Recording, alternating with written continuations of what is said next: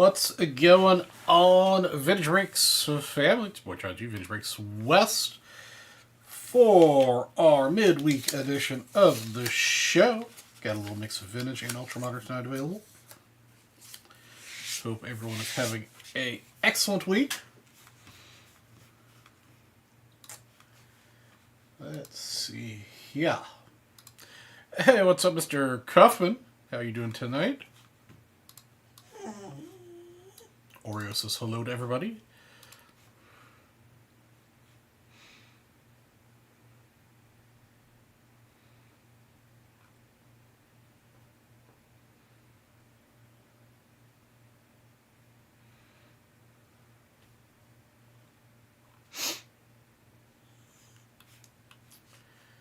What is new and or exciting, Mr. Cuffman?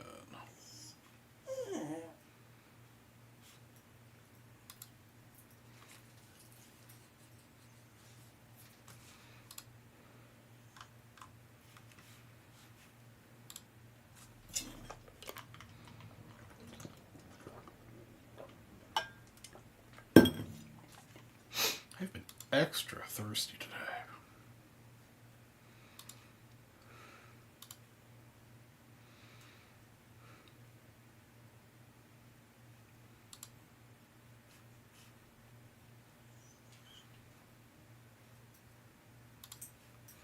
What's going on? We got a couple more people coming on in as they get the notifications we are live.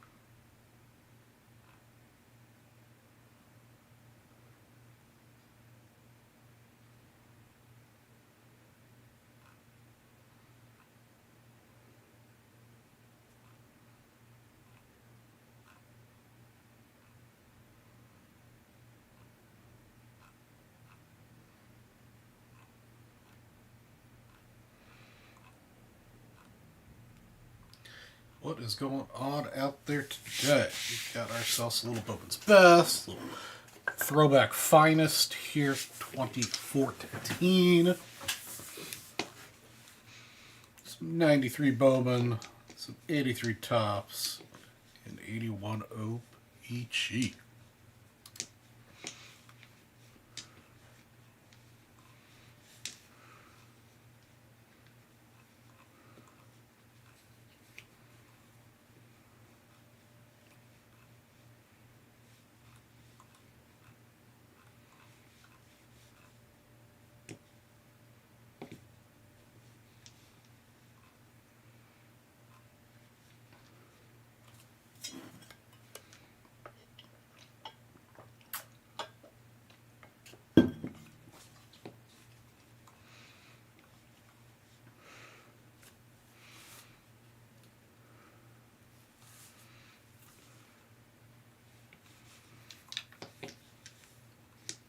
Not sure if Mr. Spell will be back today or Saturday's show.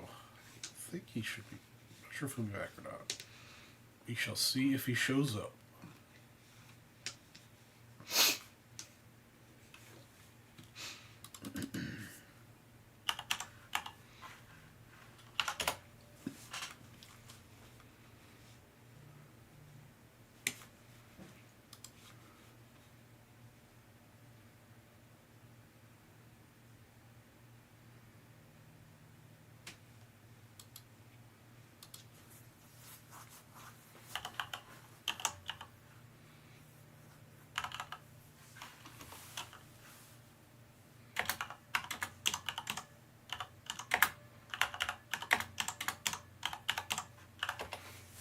Hey, what's up, Tommy O? It is going well, my friend. How are you doing? Bravo. What's going on, brother?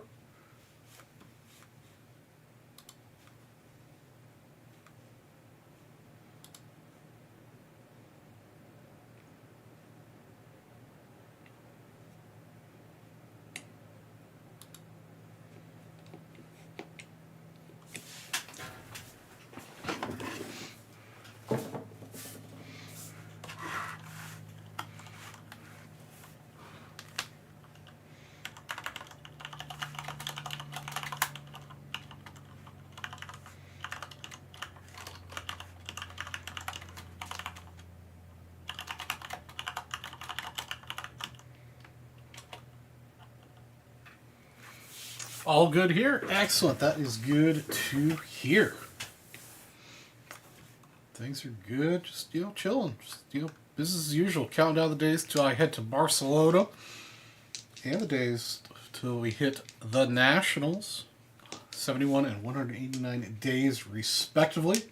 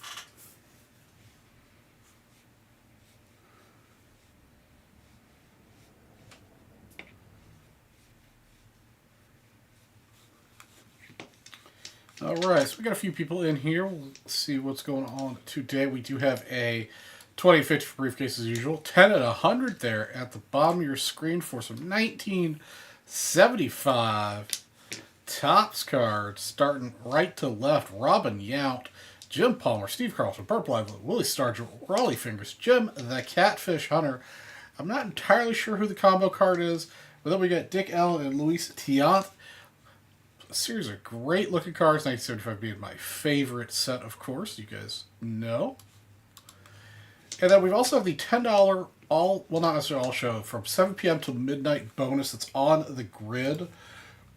Let's see, I can't remember what the prizes were off the top of my head, so I got to cheat and look it up. First place is a 1975 George Brett rookie. Second place is a briefcase, and third place is a $1,000 VIP spot. Excuse me, it's nap time apparently.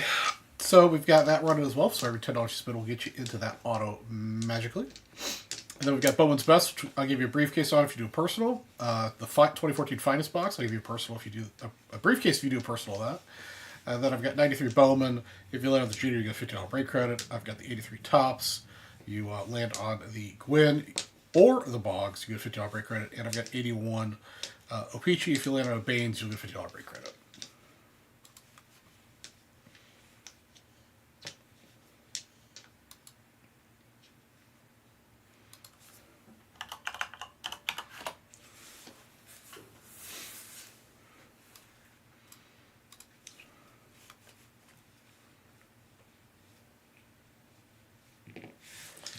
So that's what we got going on tonight.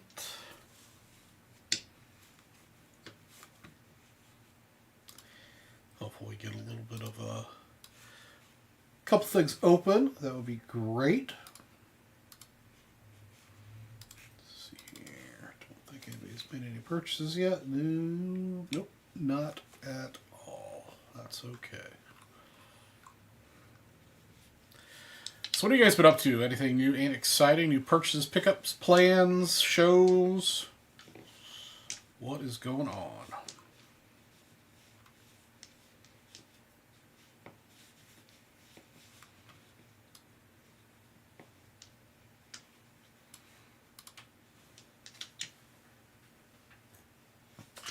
And Oreo is asleep in his bed.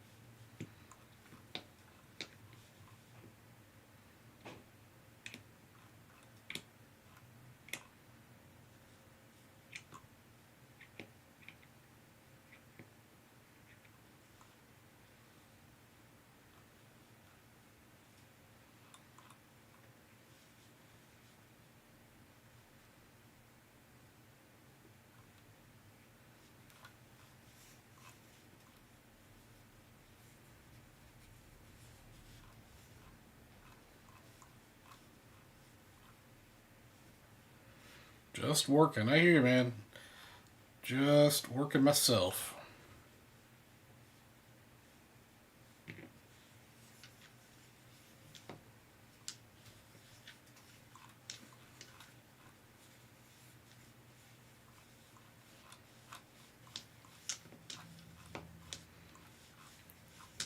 Kind of a lull with Topps releases. We got Series 2 coming out. Or Series 2. Series 1 coming here in a couple weeks. High numbers also coming out here pretty soon, I think.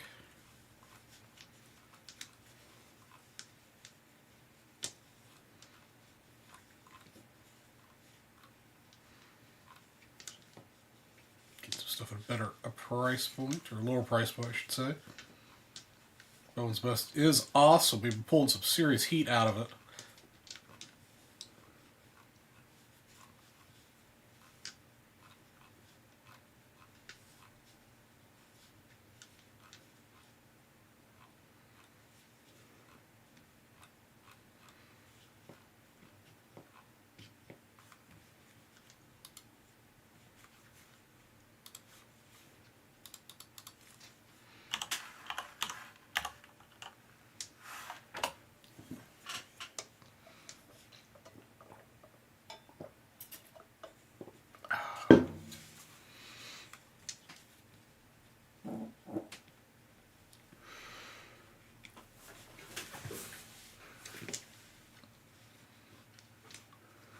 Yes, what do I want to get into tonight? What do I want to talk about? Anybody have any success in the RA auction?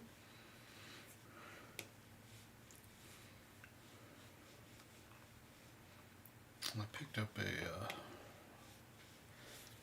one item, like $80. Kind of those things I bid on and I forgot I bid on. Did not win any of the things I was actually trying to bid on.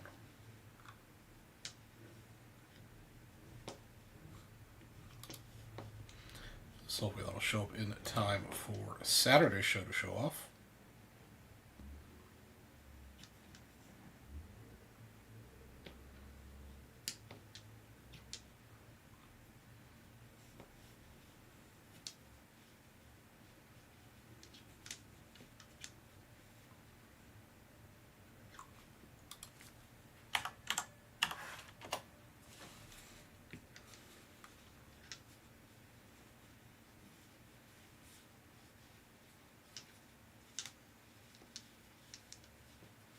Mr. Spellman, you are back from Michigan. How's it going, brother?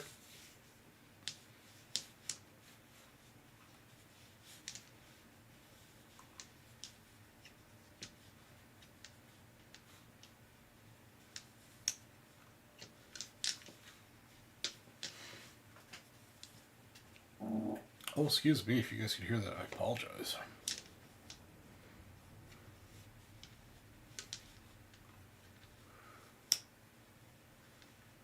Not too much, man. You know, kind of business as usual. Working. Counting the days down to both my Barcelona trip and Nationals.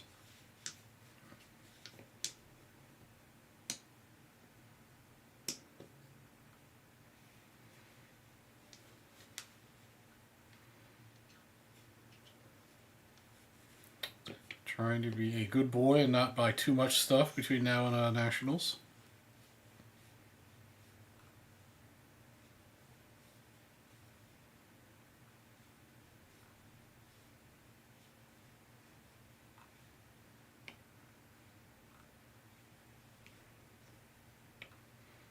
But you, how's Michigan? How's the drive back with all the weather? Or did you manage to get back before all the craziness?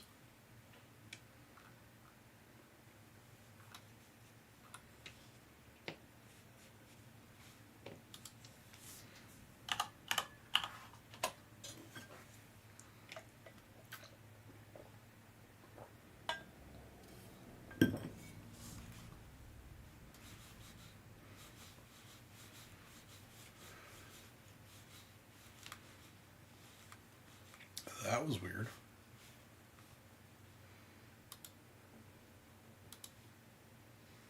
Yeah, looks like everything's still going all right.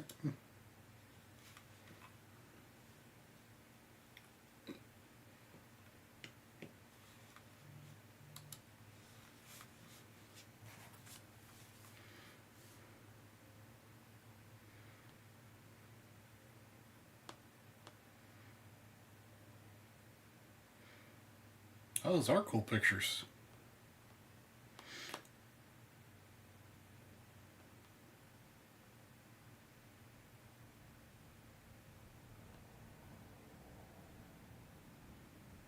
Wait, I thought you were in Michigan.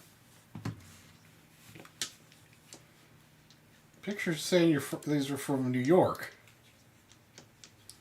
I mean, not from, but you were going to be in Michigan, not New York. All right, Mr. Glover's getting a start off tonight, getting a spot in the 85 Topps Garbage Pail Kits. I do not have that pack here, but when it does sell out, they'll rip it in the North. But you are going to get a spot at 10 at 100 and 3 spots in the 20 at 50, Mr. Glover.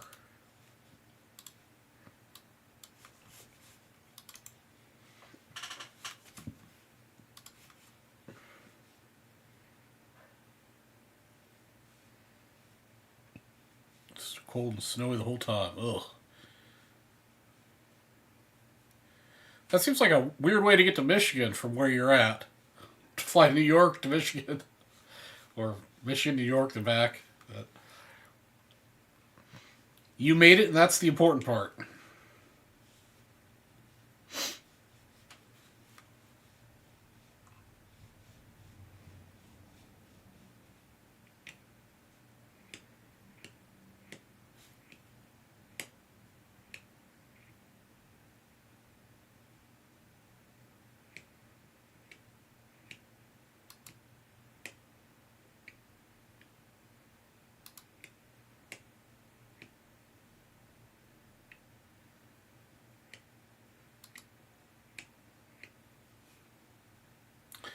Yeah, it seems, It seems to be increasingly harder and harder to fly direct anywhere. Oh, you want to play? Want to play? Want to fly from Phoenix to Vegas? Well, actually, that's a bad example because there are still shit tons of options, but still. My Barcelona trip's in 71 days. 71 days. First week April.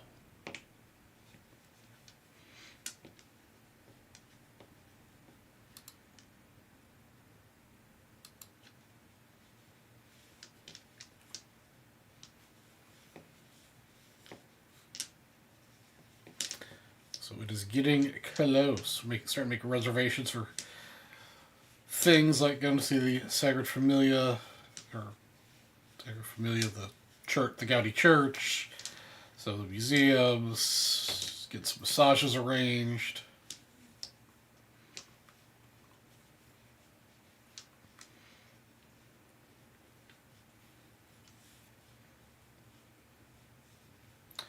Yeah, looking forward to it. Be nice to get away for a week and a half.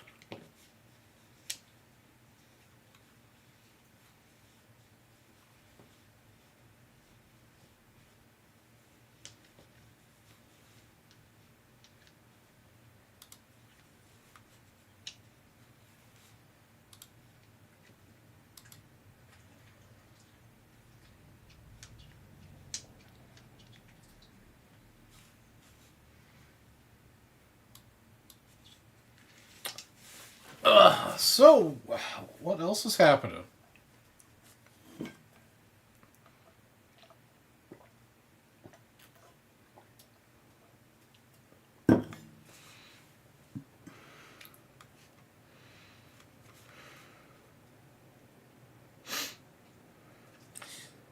Mr. Philbin Oreo's a little disappointed you didn't say hi to him. He's on camera and everything.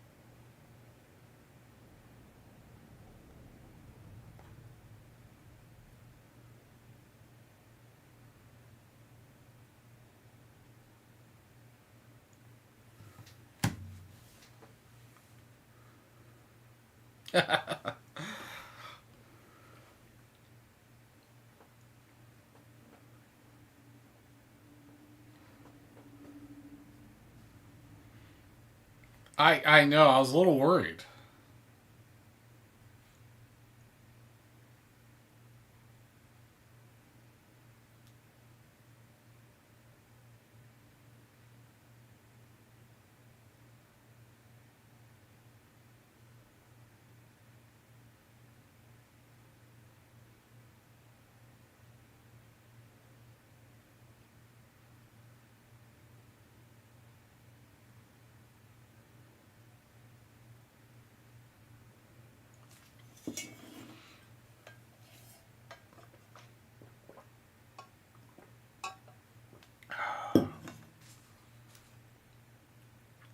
I will tell you this. Uh oh.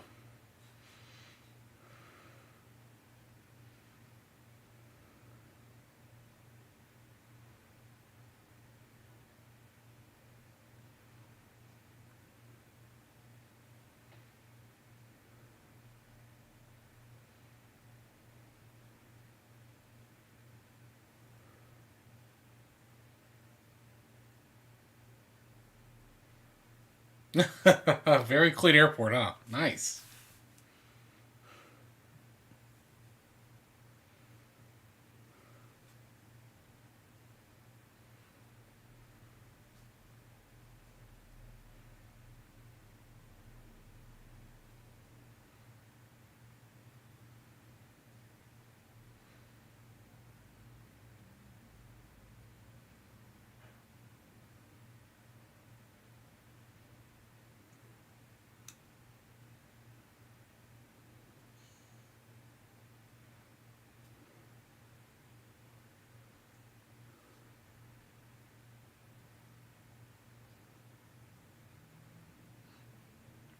Oh yeah.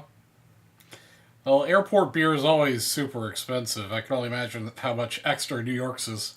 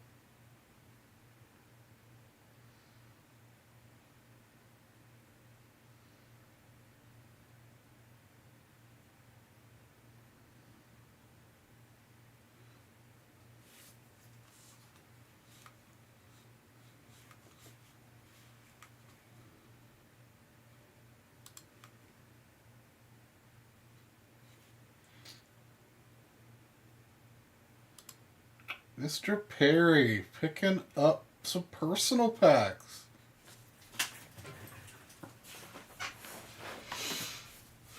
Let's see here.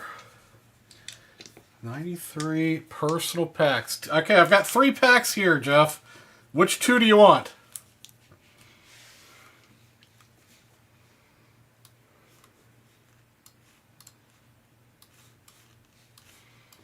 Which 2 do you want?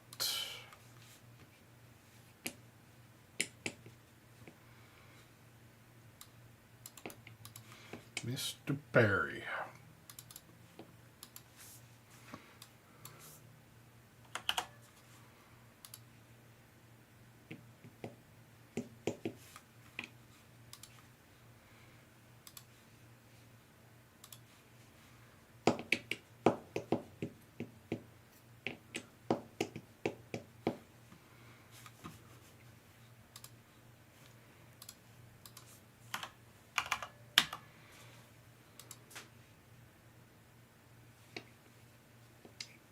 All right, grab the third one.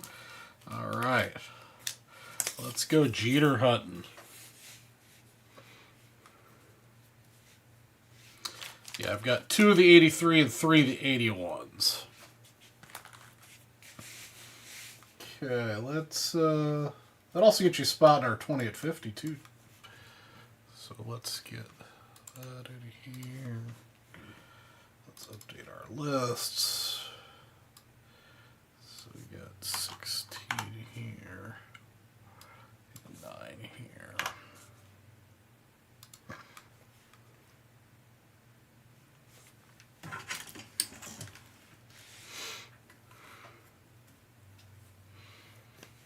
All right, here we go. It's a Jeter. Get a Jeter for Mr. Perry.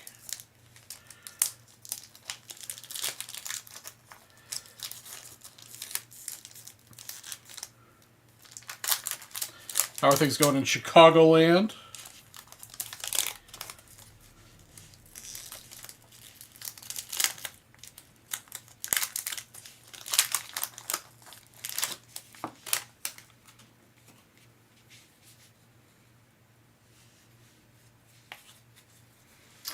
All right, Jeff Russell, Call, Blazer, Caruso, Sheaf, slightly sticky, Hughes, Hollins, Alex Gonzalez. Oh my goodness, Mr. Perry. Man, hopefully you're rested up, drinking lots of fluids.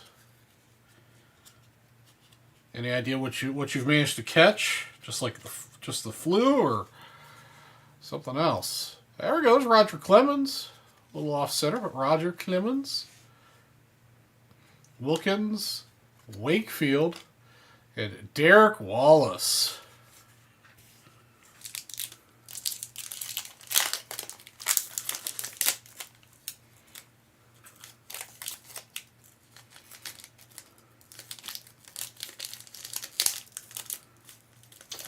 Hopefully Lily's not sick too.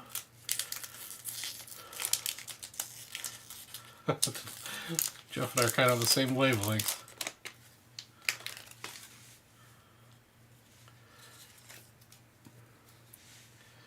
There you go, Wade Boggs. All right, so we got Clemens and Boggs so far. That feels a little weird. Bird. Bell. Kenny Fielder.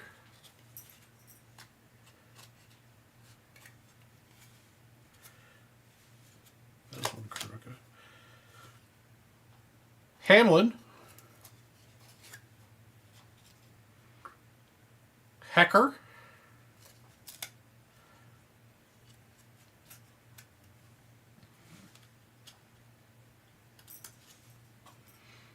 Mike Neal. Hector Aro. I'm not sure why I put him in the foil. Javi Lopez the foil. That's right, all Cubs fans. Basilio. Erickson. Yeah, there's Greg Maddux. Still not hitting the Jeter, but man, we're hitting a lot of the other cool star players that are available here. McDowell and Obando.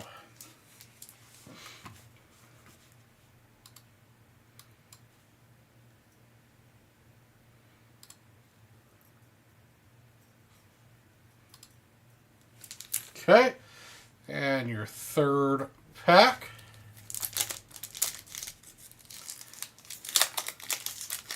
Come on, let's see a Jeter. It's been forever since I pulled a Jeter out of Bowman.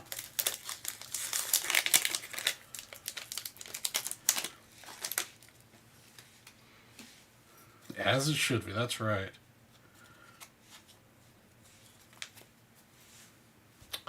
All right, Mr. Salmon.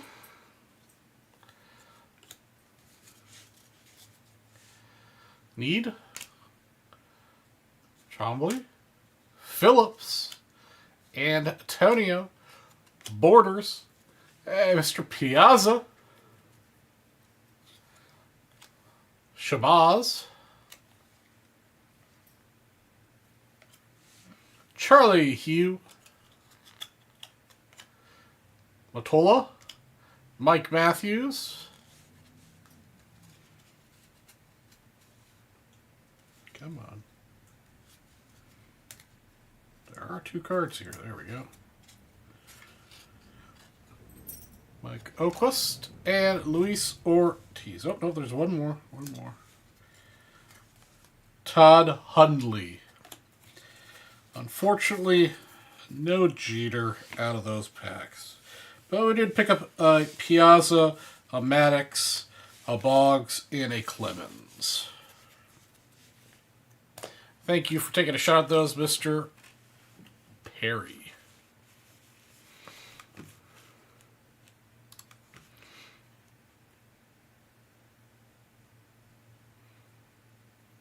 Charles Perry still has not responded to to our questions about his illness. Hopefully he's okay. Hugh Huff, Fred George, whatever.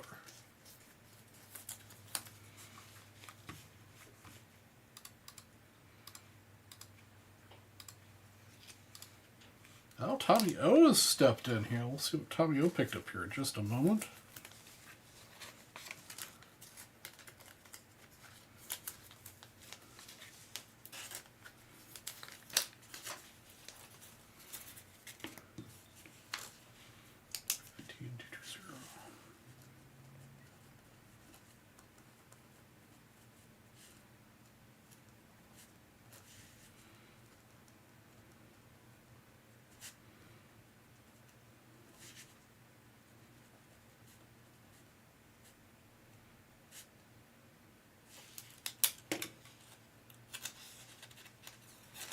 All right, Robbo, you have a wonderful night, my friend. Catch you later.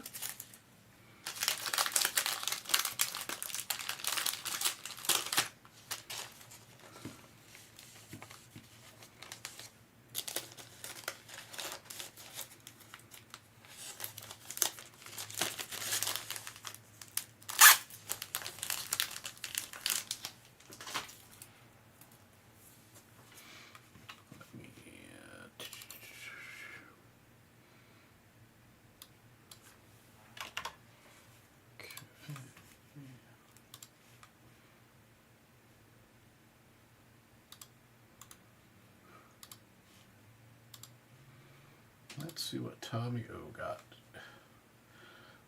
It's like set break spots and an 83 personal pack. All right.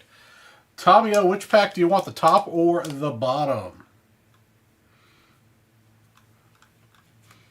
That'll get you 2 spots of the 10 at 100 and 4 spots of the 20 at 50.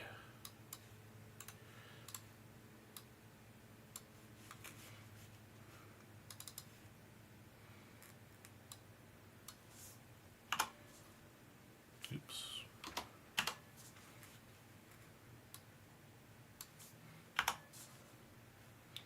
Top pack, okay.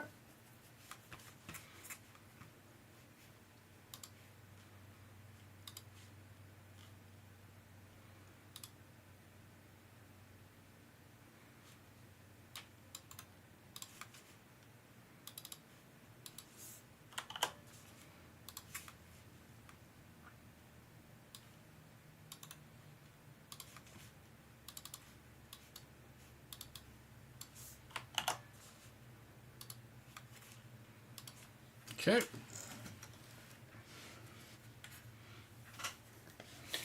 All right, here we go. Let's see who we can find. Fake winner Boggs. We found Boggs in the 93. Bowman. Be nice if we could find it here as well. All right, start off with Glenn Wilson.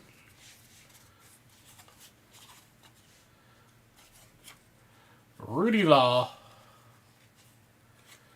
Steve Crawford. Centering is good. This would be an awesome pack to hit one of those stars in. Dan, last name unknown. Mike Marshall, Terry Harper, Roger LaFrancisco. That's right, Rhino. Scratch and sniff card. Stearns, Concepcion, little Fred Lynn action. It's pretty good looking. Clancy,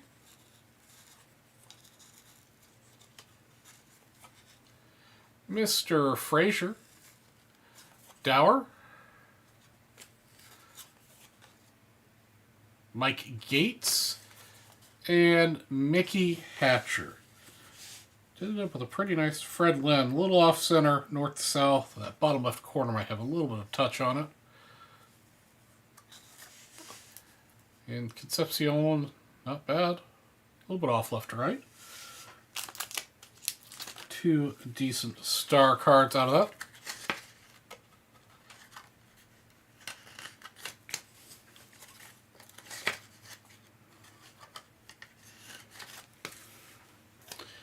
Thank you, Mr. Tomio. Frazier's from Tulsa. I did not know that.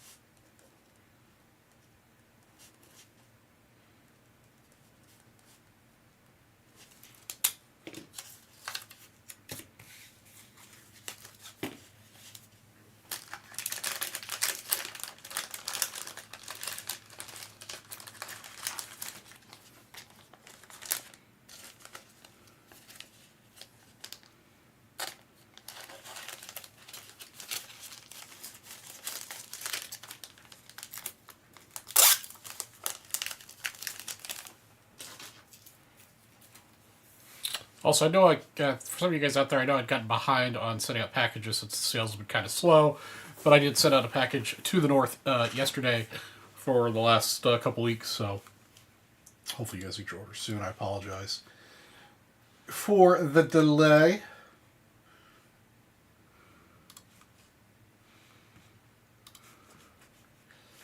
Try to be better at that in the future.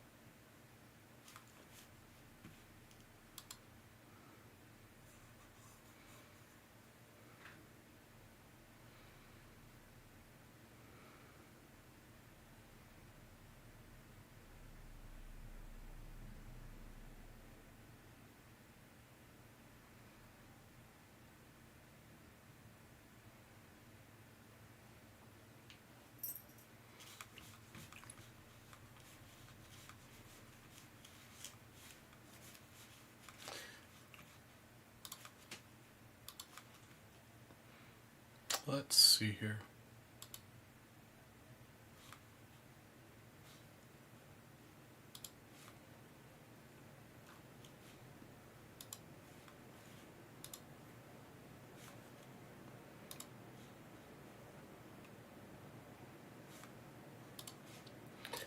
So let's take a quick look. See here. This is the what I was bidding on in the REA auction this last week. Kind of new format here. I'm not particularly crazy about. Let's see what the table looks like. Table's not much better. Okay.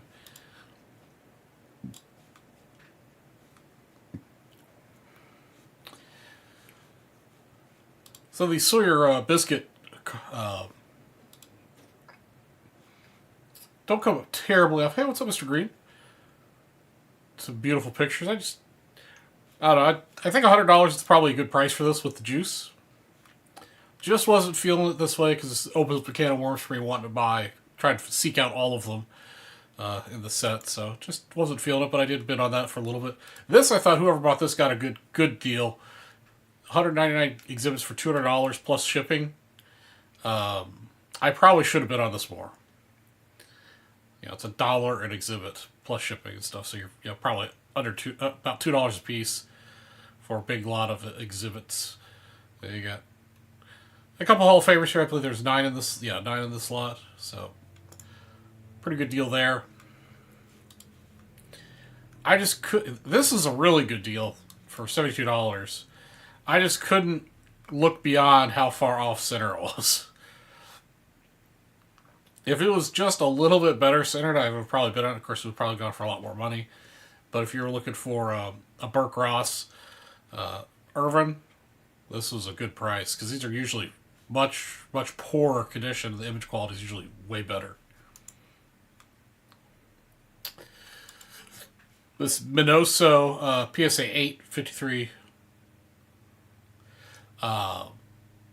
This sold for about market, I think. It might went for a little bit higher than market, but I was looking for more of a deal on it to add to my Minoso run. Same with this Irvin. I think this Irvin sold for the right price, $200.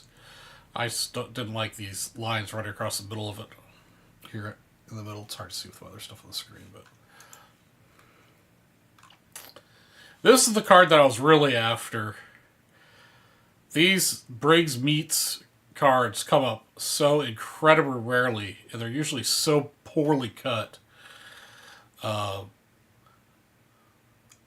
still kind of surprised this is only a 2. This sold for $2,600. I was high bidder in the low thousands on this. I think it's worth probably that, just because of how super rare these come. These were on Briggs Meats was hot dogs. Hey, what's up, Chef? It was hot dogs back in the early 50s. These were on the hot dog packages. So very cool card, but did not get. That was the one that kind of wanted. You guys could see a little better. So surprised that Jackie stamps one here.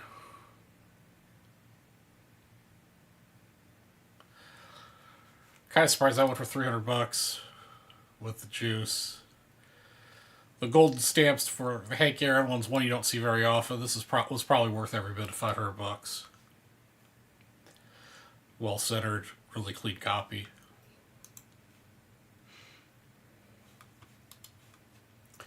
I have this cool image of Willie Mays. It's not one of the team photo sets for $100, $130. This is what I ended up winning. You don't find them slabbed up very often, the PSA holders. Looks pretty nice. Shipping tax and all the other crap was under $100, so figured I'd pick that up. A couple other oddball Hank Aaron stuff I was looking at, $60 for 68 Atlantic Oil card. Got a little bit of schmut on it, so let's see here. What else was looking at? A couple supers. This 70 PSA 8 Hank Aaron super was probably a pretty good price, $168 with the juice.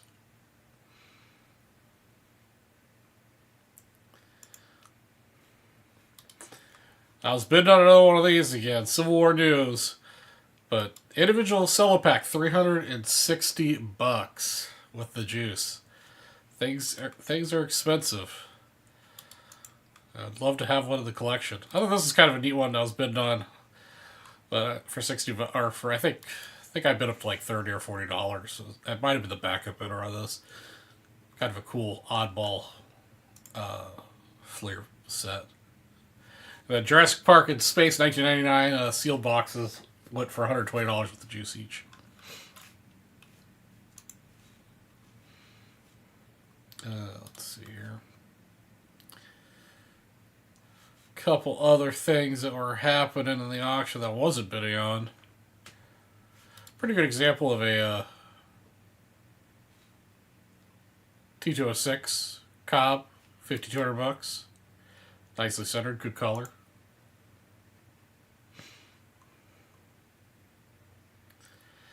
Let's see what else is noteworthy here.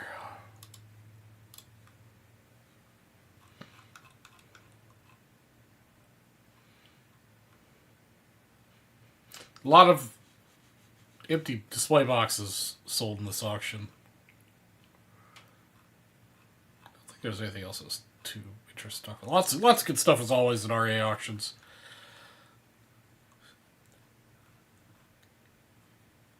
Lots of good stuff. Yeah, Fleer non-error boxes. I mean, these are starting to sell for $168. I remember when you couldn't give these away at shows for $10, $15. Now they're $168 for a non-error box. It's just ridiculous. Anyhow.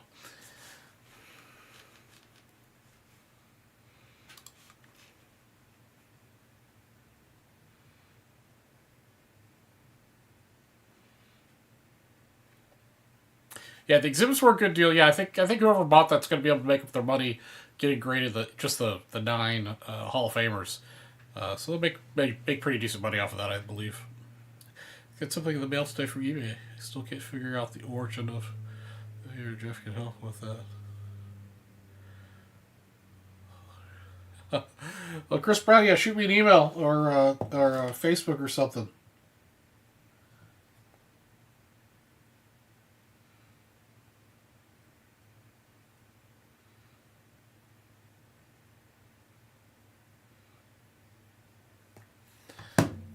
All right, Charles Perry just reminded me a couple things. Charles, I don't know if you're watching, but yeah, I'll hook you up with that the credit I forgot, and then we'll do another breaksy for you for what I forgot.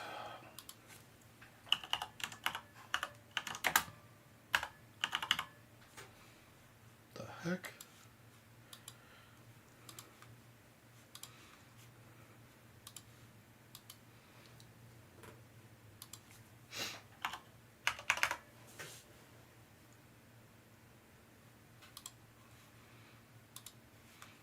Okay. Let's get your breaksy going, Mr. Perry. Okay, this is Mr. Perry from, I think last Wednesday, actually. Might have been when I forgot to do this for him. Alright, well, you're in the money at least. You're in the better money. Okay, so you got 4 of a kind, which is $25. All right, cool. I'll add another $25 to your account.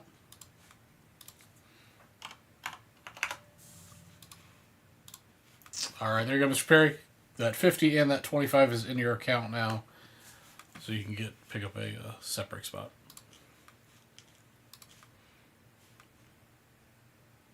Also, Mr. Perry, what do you think your illness is? Is it COVID or just the flu or what?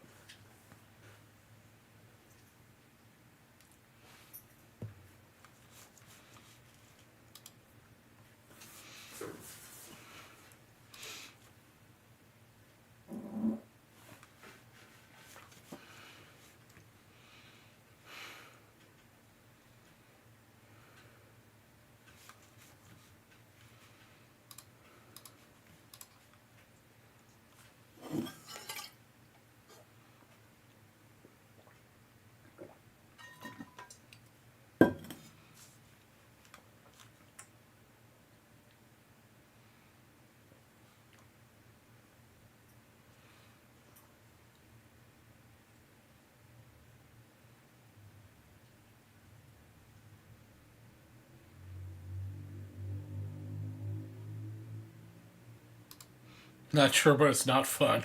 I'm sorry, man. Well, again, hopefully you have the opportunity to rest and get better soon. Did Lily give it for you? Give it to you, or does Lily have it?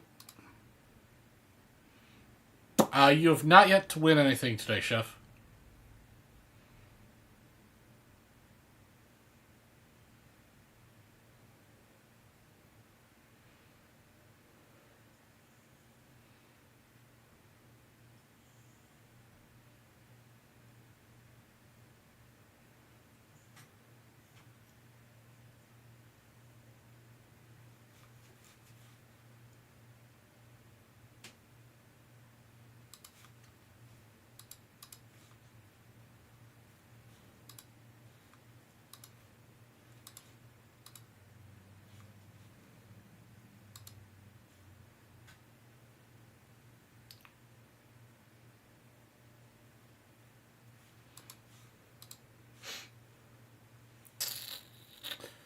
Chris, could you try to retake those photos? They're super like cloudy.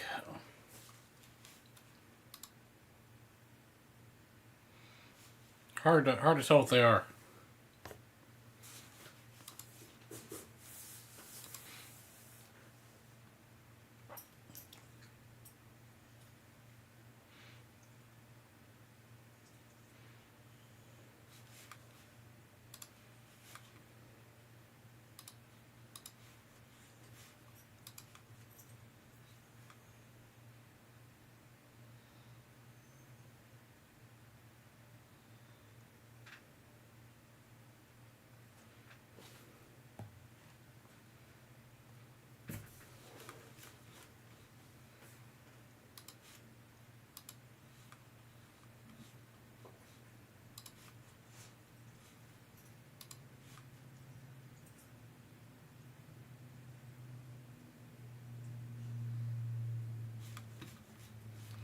Oh boy, I don't know if I want to open that, Chef.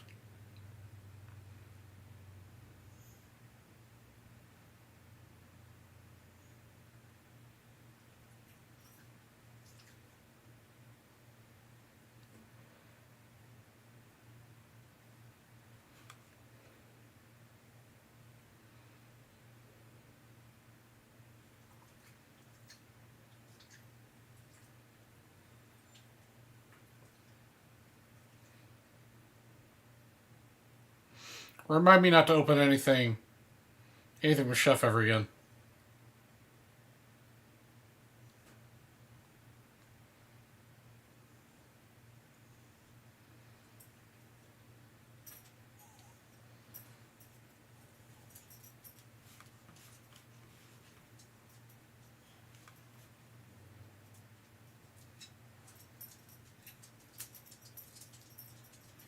Oh my god.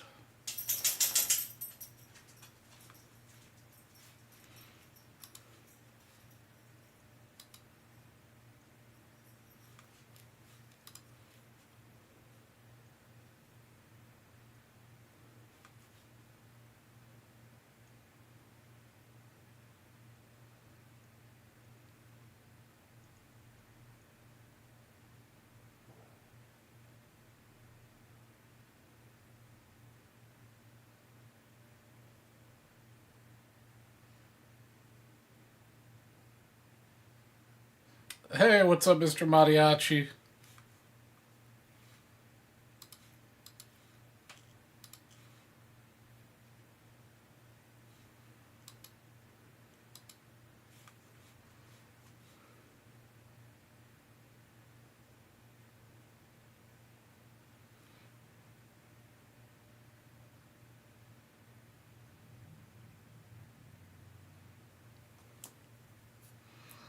What's happening with you, Nick?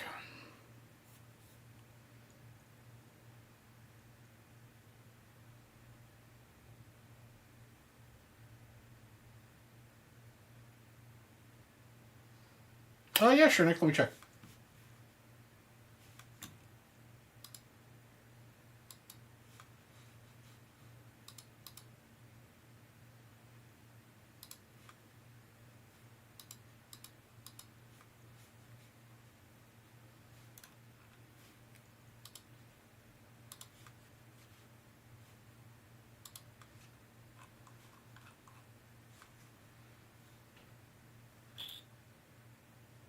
Yeah, Nick, he gave you case number 7.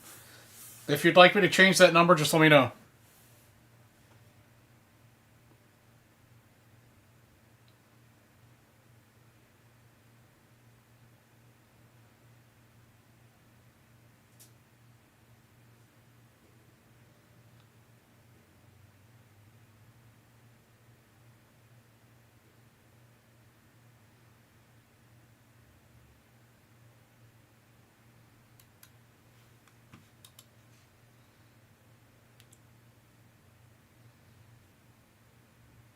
You're very welcome.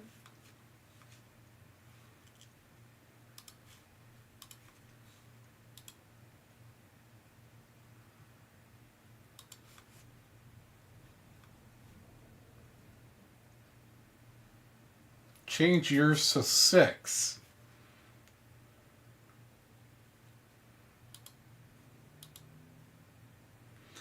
Chef, you do not have one.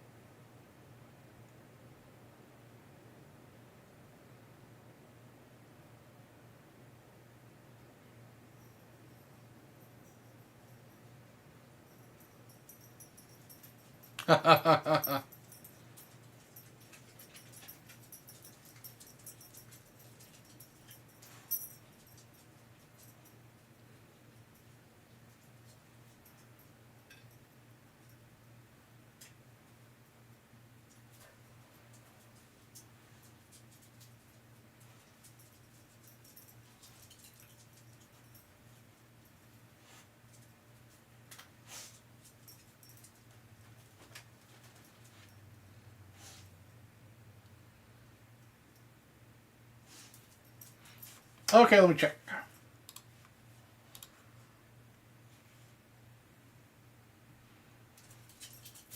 Oh, yeah, much better.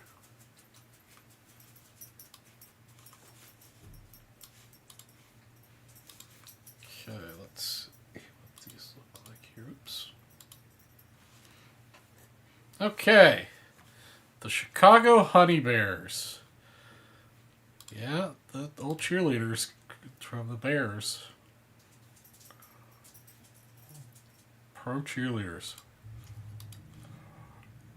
Huh. Can't say I've seen those before, but I'd venture to say it's just a. I bet it's just a deck of cards with various teams cheerleaders on them.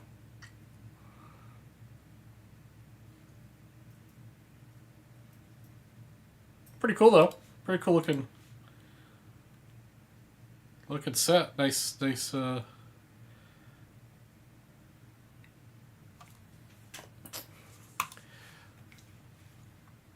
Nice thing to add to the collection.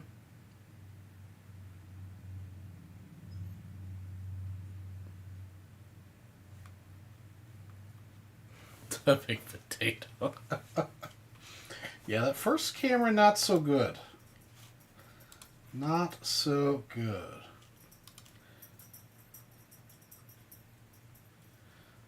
Thank you, Jace, for getting into the 89 Upper Deck mixer.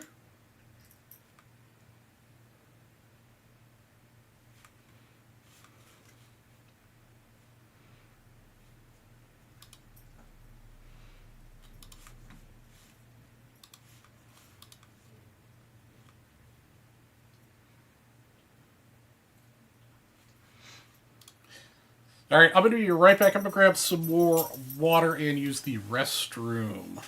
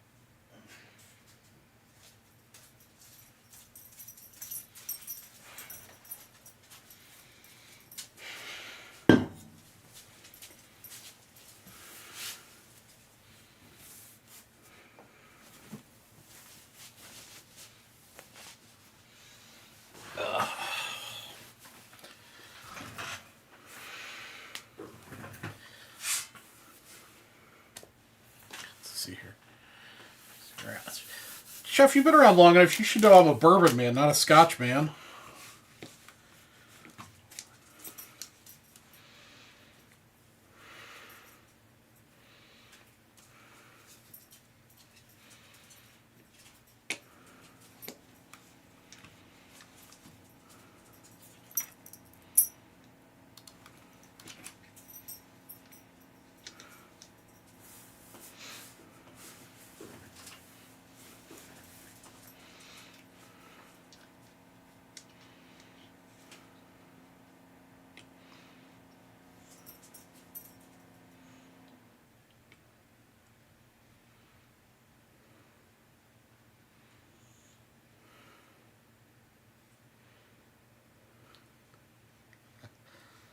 Scotch usually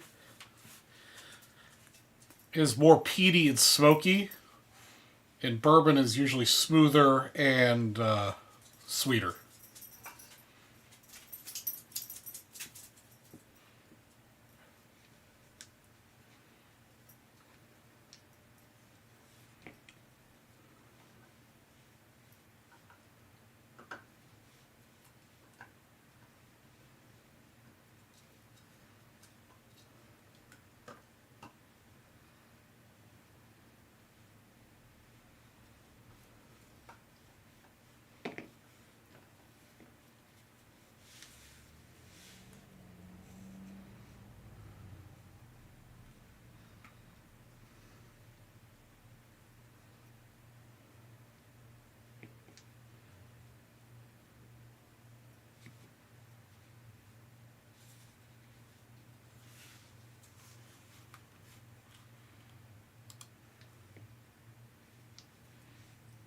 Cruise quick.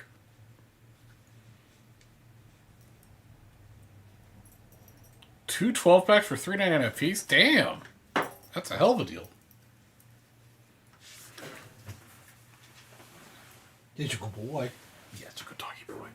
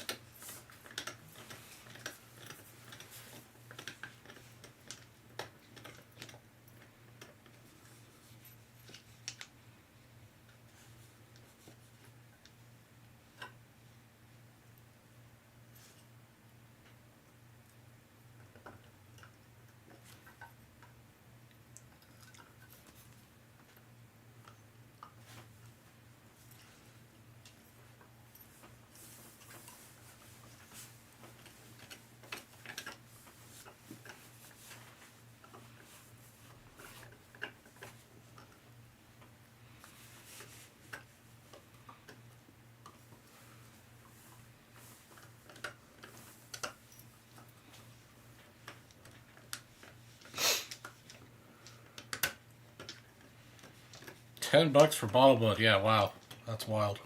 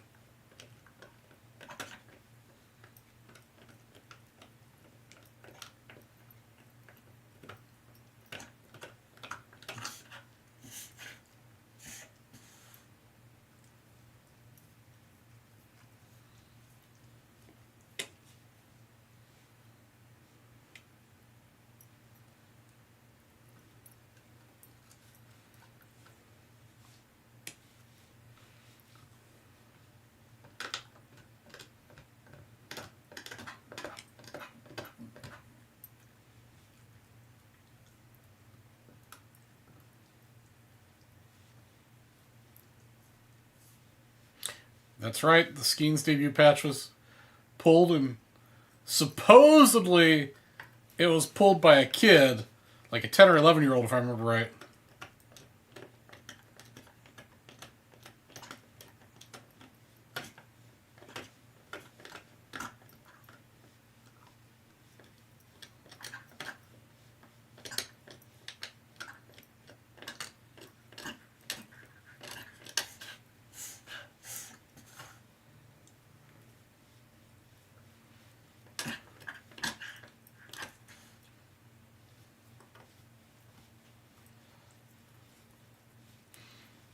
So hopefully that'll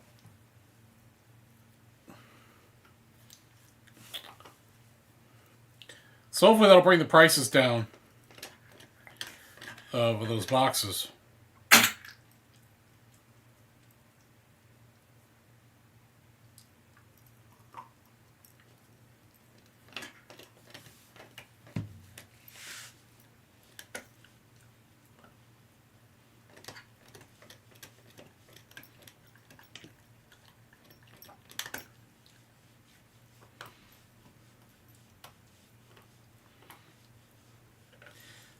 It'll be interesting to see what that card sells for, or if he takes up the Pirates offer for the 30 years of season tickets.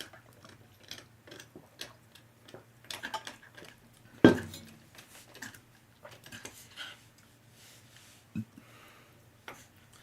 I don't know about worthless, but hopefully it'll kill the price of it, because it's just way overpriced right now. And there's still plenty of other great, autos and stuff in it. Just not the one of one anymore.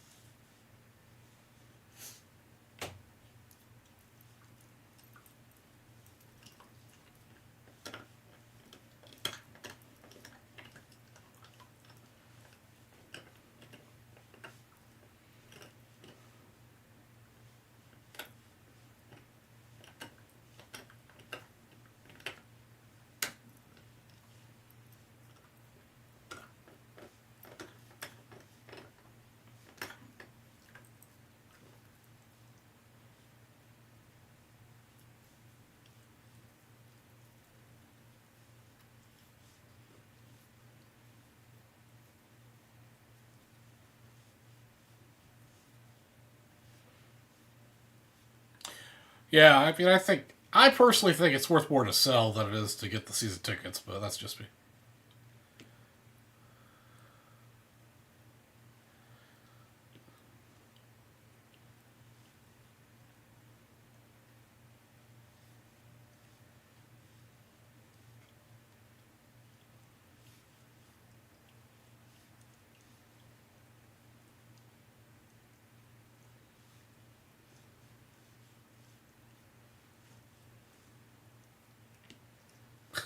Yeah,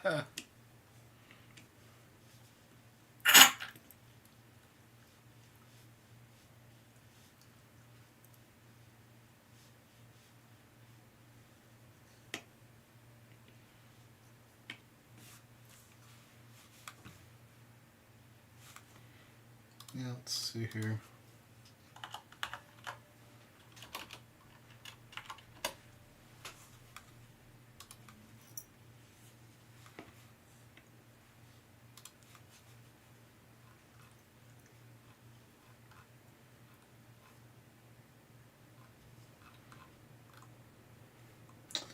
Yeah, it doesn't look like it's affected the price of Chrome yet. I mean, Blowout still has 2024 Chrome hobby boxes for $300.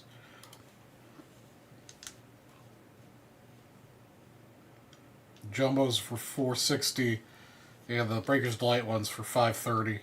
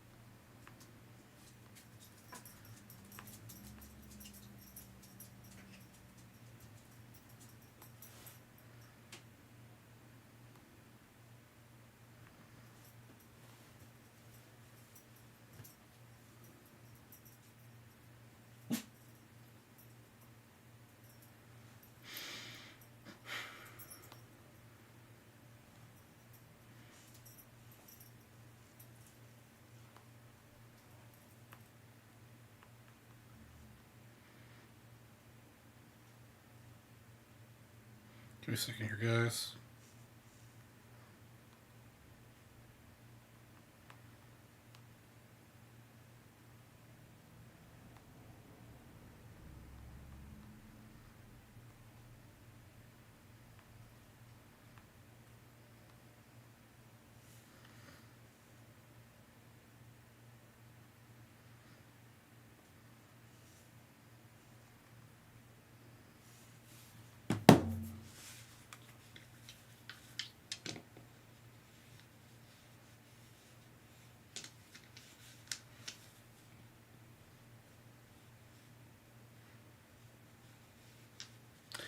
Alright, so what else is going on, guys? What do we want to get into here break-wise?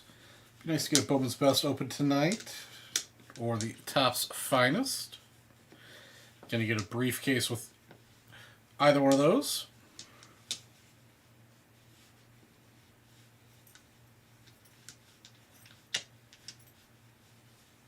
And because you get a briefcase with those, you do not get into the 20 at 50, just for reference.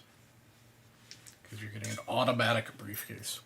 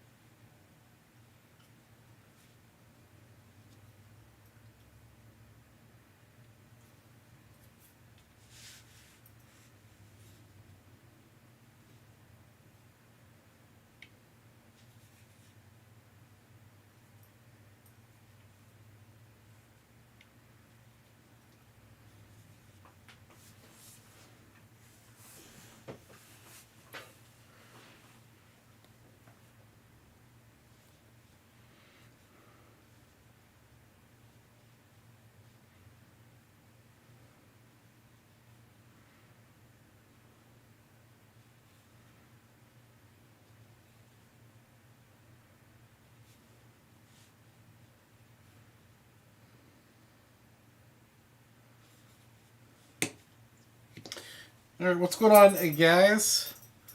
Let's get something going. We got 7 more spots left for the 10 100.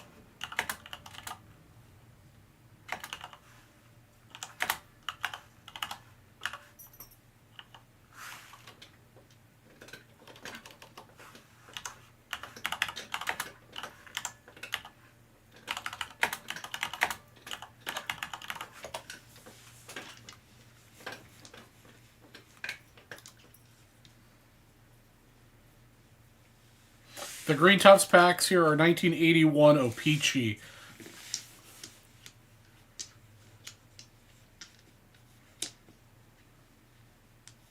$19.81 O-Pee-Chee. So we're looking for Harold Baines there. $50 break credit if you pick hit a Baines.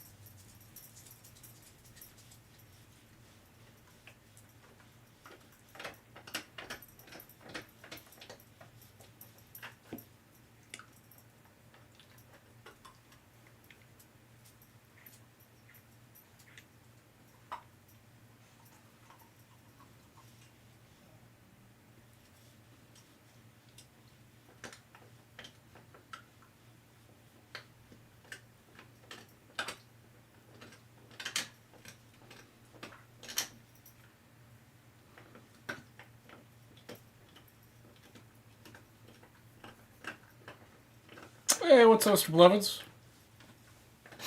So tonight we've got the 20 at 50. Briefcase, we got 12 left on that. We got 10 at 100. 7 left on that. Down at the bottom of the screen are the prizes right to left. We got the Robin Yount, Jim Palmer, Steve Carlton, Burt Blyleven, so on and so forth. Everyone gets a card. Some cool stuff. We got the $10 promo that runs from 7 p.m. till the end of my show. The first prize of that is a 75 George Brett. That's on the grid, so you can check out the other prizes, first, second, and third. When we'll order 15035 ship. Brandon, let me take a look, see what's going on there. 15035.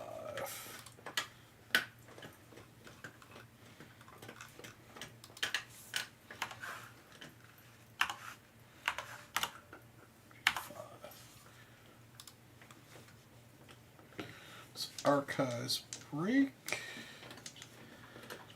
Okay, that's probably broken.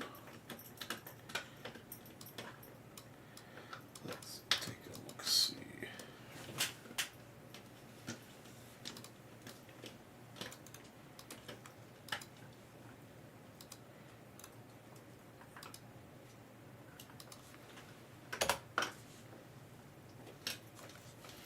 I can look it up here.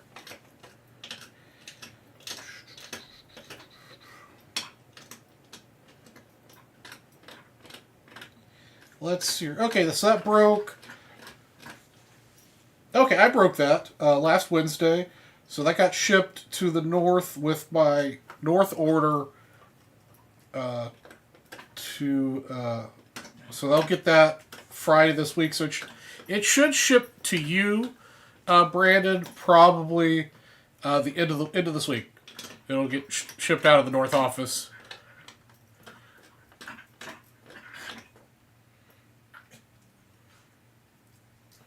Oh, that's right. Yeah, you were the Ripkit Auto. Yeah. So yeah. Sorry about that. I had some things come up where I couldn't get that to FedEx because I normally only ship to the north on Mondays, and I just get a chance to get that in there out to them until Tuesday. So they should have that either tomorrow or Friday. And then they'll package it up and get it sent out to you, Brandon. Apologize for the delay on that.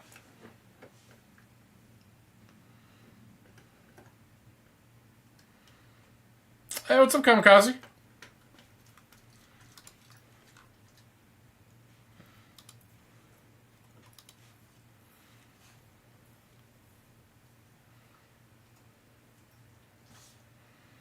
Yes, that was picture worthy.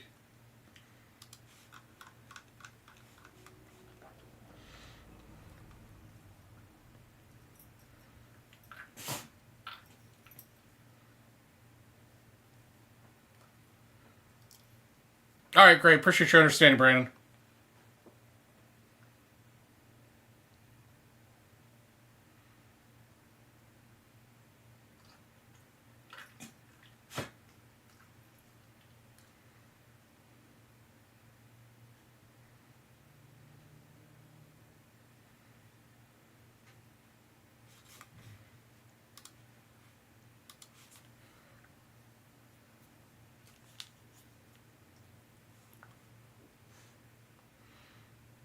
How are things going, Mr. Kamikaze?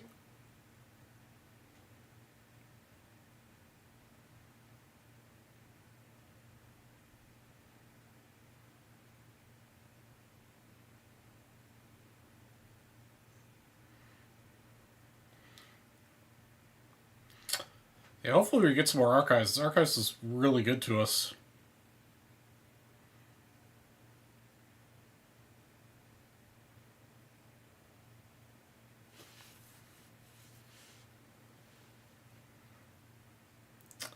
Yeah, you know what happens. You never know. You know, like I always tell people, it only takes one spot to win, and we've seen plenty of breaks over the years where one spot or two spot heroes get the big hits. So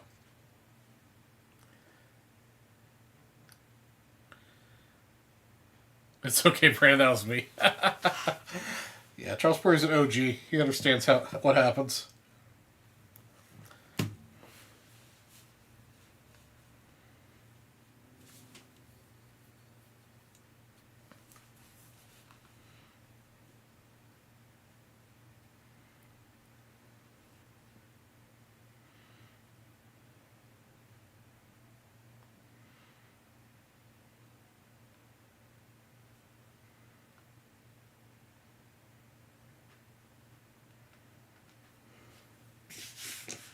Well, otherwise, we're just hanging out tonight. Yeah, if anybody wants to pick up some Bowman's Best or a little throwback action 2014 Finest, we are good to go.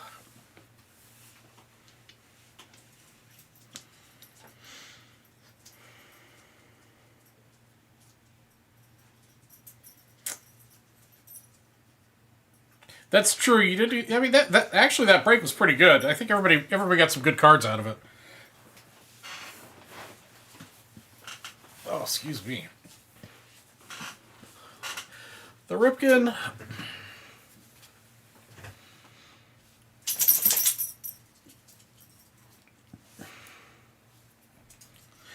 I don't think it'd probably be four figures.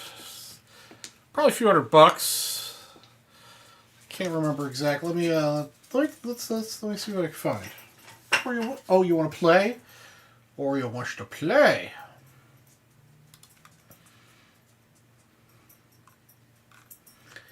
Let's see here.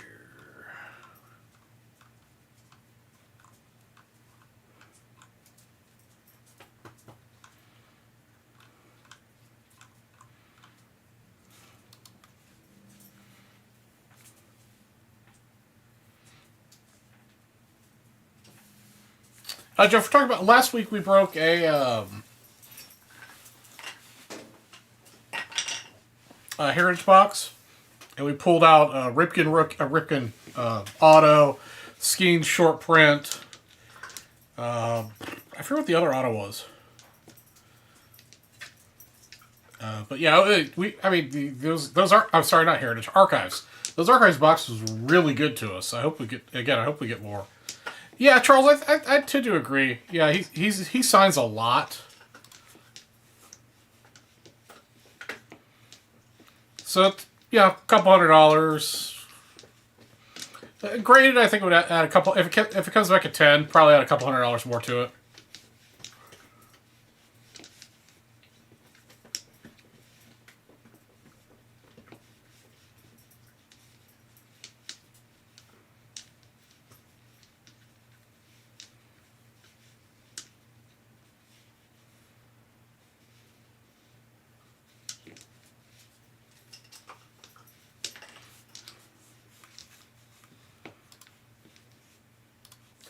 It's definitely going to be a good card. Definitely a good card.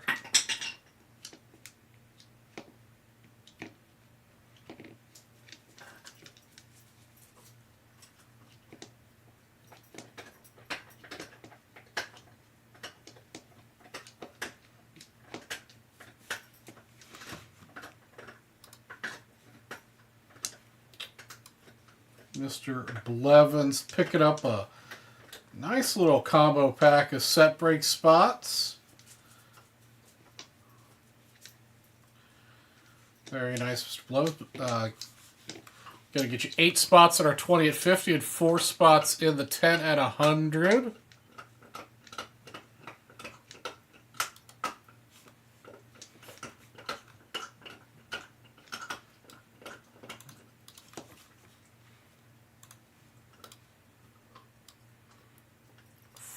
There.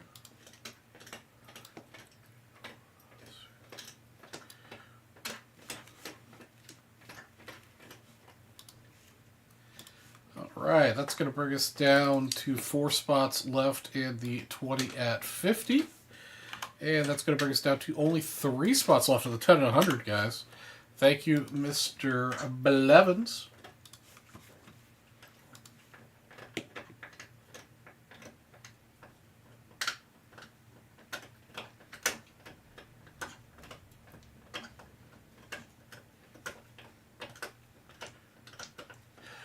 Yeah,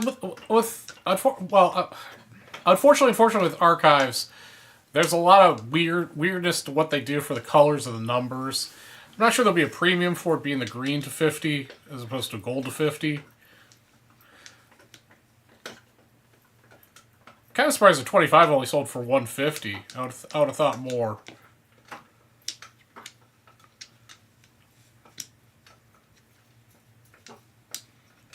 Still a solid card.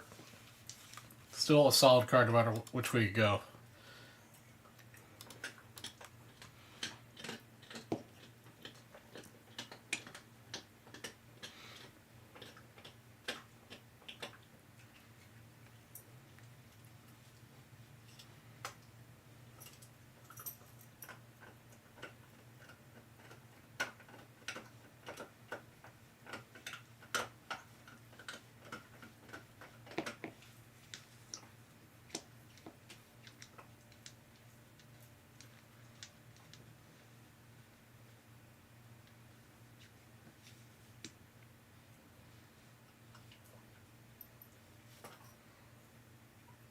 Oh no, Brandon, it's all good, man. We just like a virtual card shop, man. We can hang out and talk about cards and prices, what we think things are worth all day long.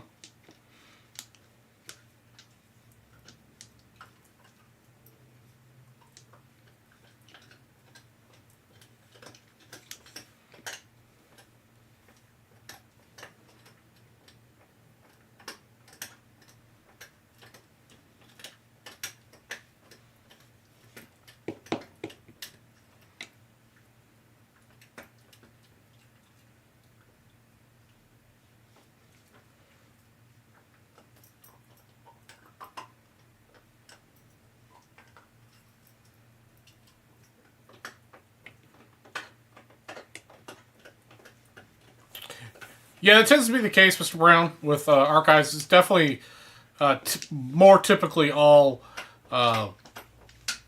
stars and known players.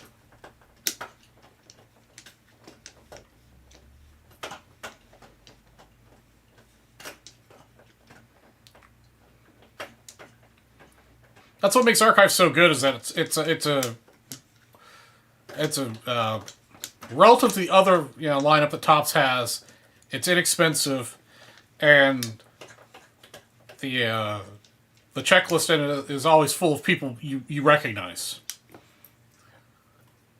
The downfall of it is it's sometimes some of the people you recognize are people you recognize from like the 80s and 90s or whatever that some aren't currently relevant.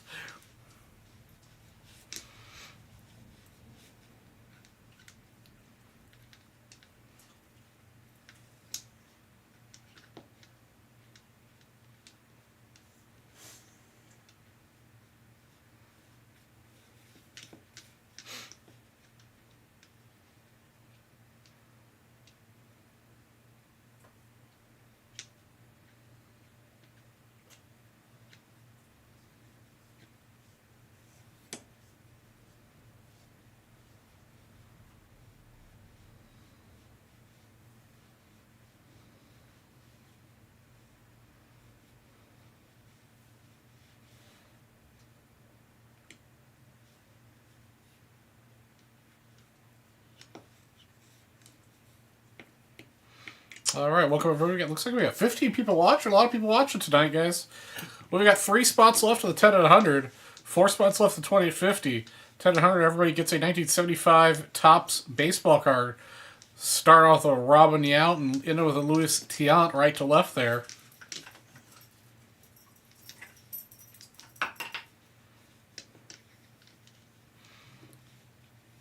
Plus, there's also the bonuses starting since 7 p.m. that'll run to the end of my show. Top 3 win prizes. That is on the grid. You can check that out on the website. But first place is a 75 Topps George Brett.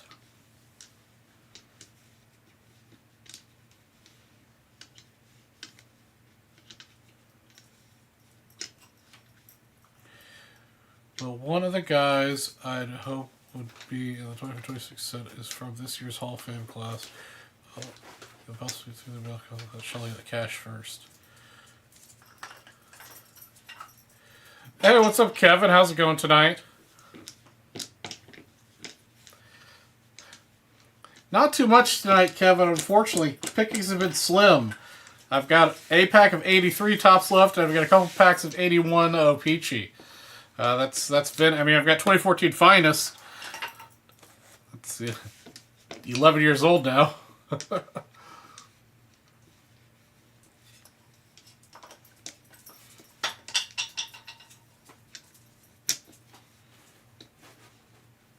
I'm doing good, Kevin.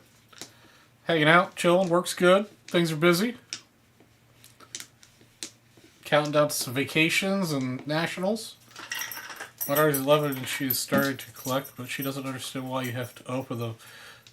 To her, that's the best part, is opening the pack. We can just buy packs. I mean, we usually don't. That's part of our content and our model for making money is opening packs.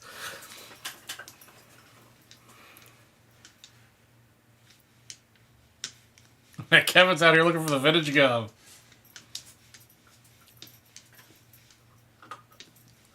Oh, Dave Parker. Yeah. Hey, you don't see many autos of him, actually.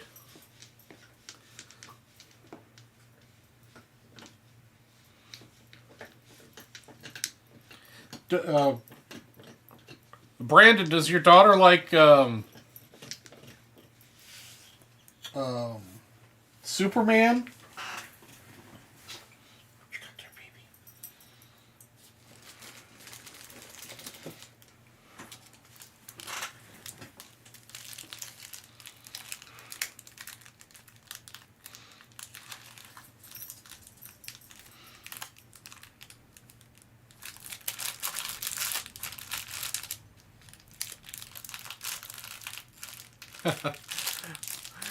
I've got a bunch of these Superman packs I could send to you in the next box. No baseball, okay. All right. I happen to take these out of my personal collection. Didn't know where they came from. Yeah, Jeff is definitely our gum expert.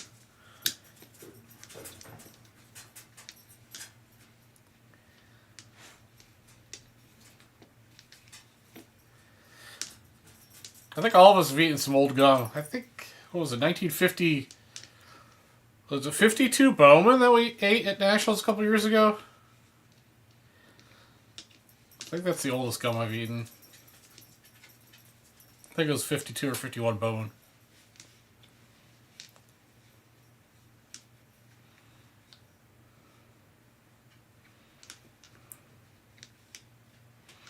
It did not taste good.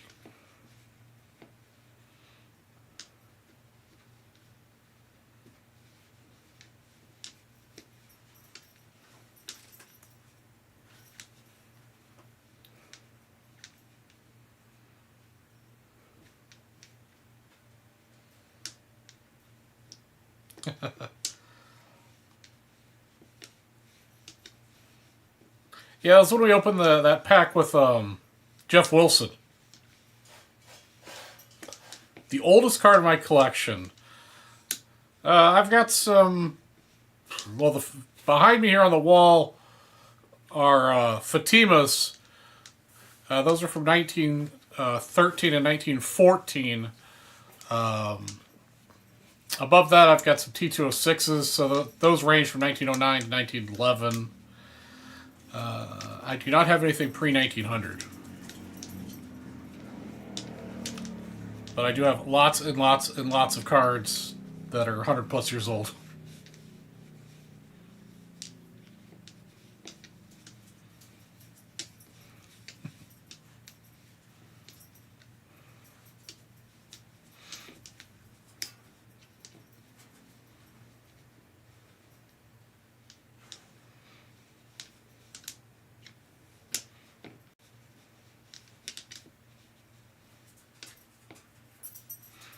Yeah, I think Preacher Rose was the best card out of that.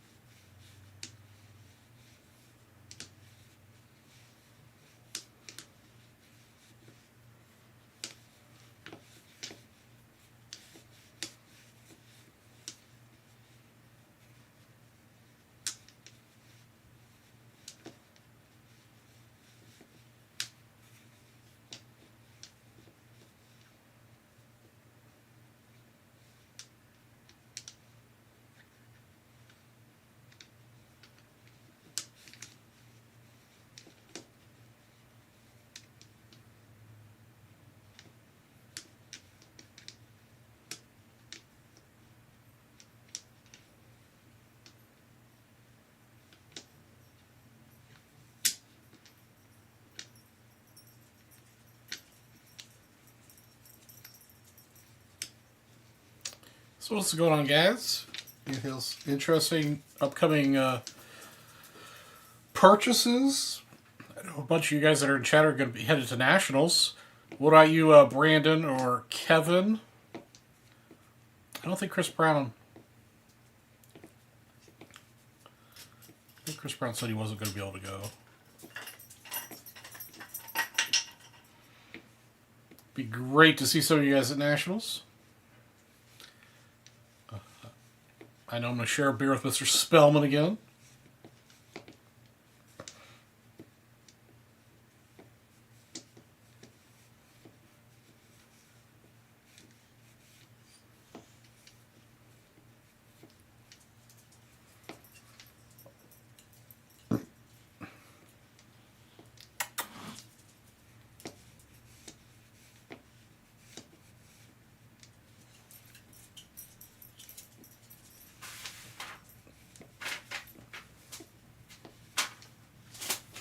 Hey, what are you doing, Oreo?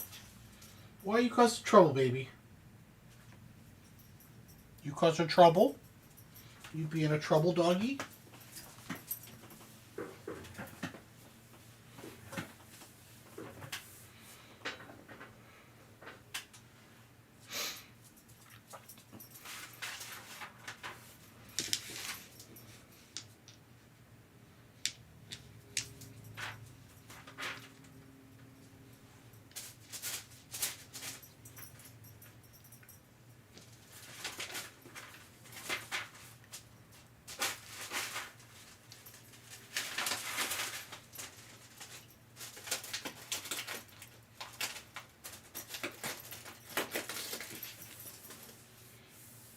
You find some paper to tear up?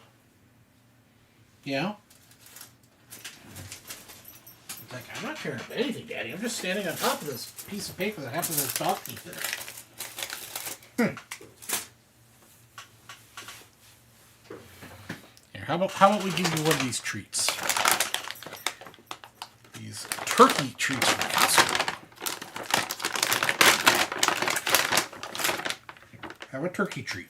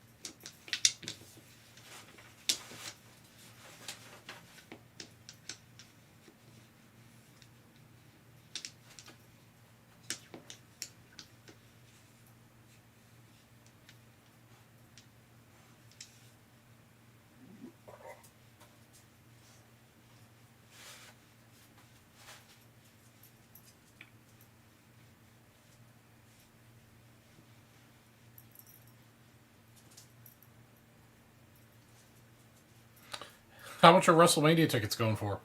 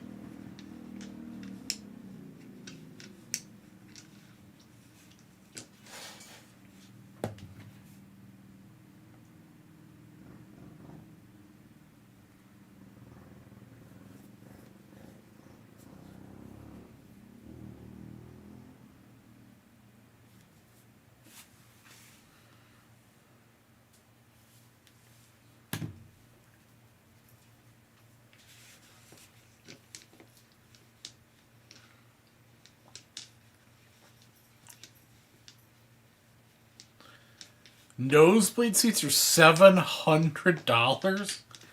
Are they freaking crazy?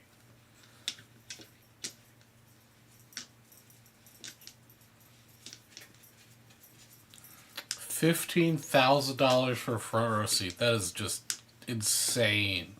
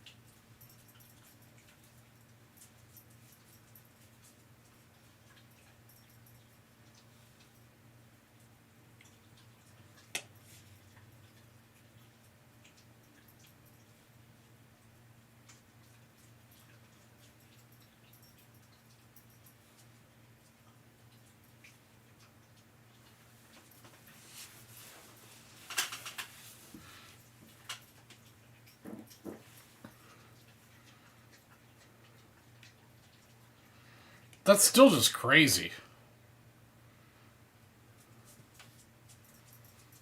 So basically nobody could afford to go see it in person, which is a shame.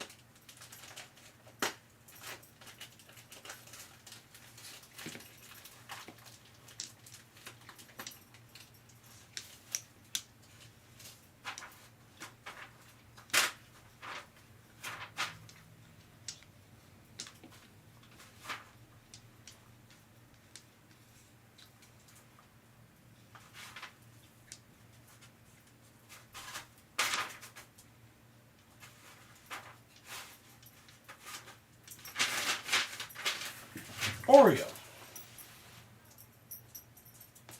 Let me get Oreo a new Chewy. I'll be back in a moment.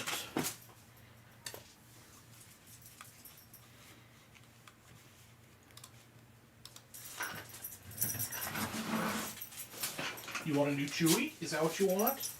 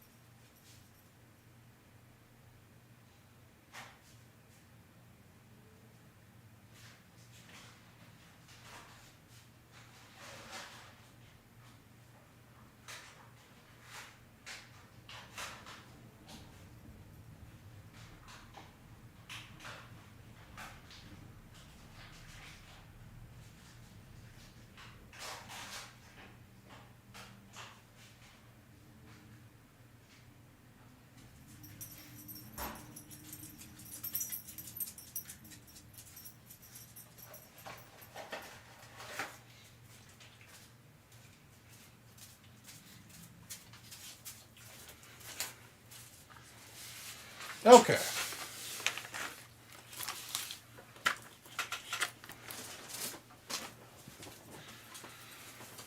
Also, because I'm a child, I went to Costco today, get some groceries and stuff. Then I wandered by the Capri Suns. I was like, you know what? I haven't had a Capri Sun in a million years. Let's buy a 5 boxes of them at Costco. They're so delicious. I probably hadn't had one of these for like 30 years.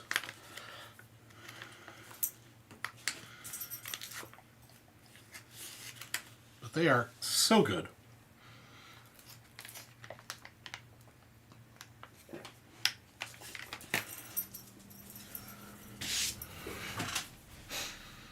So yeah, what else is going on out there, guys?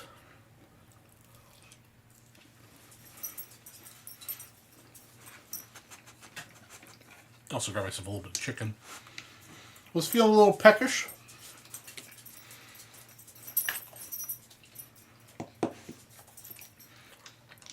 Yeah, we just did some breakage on a Capri Sun.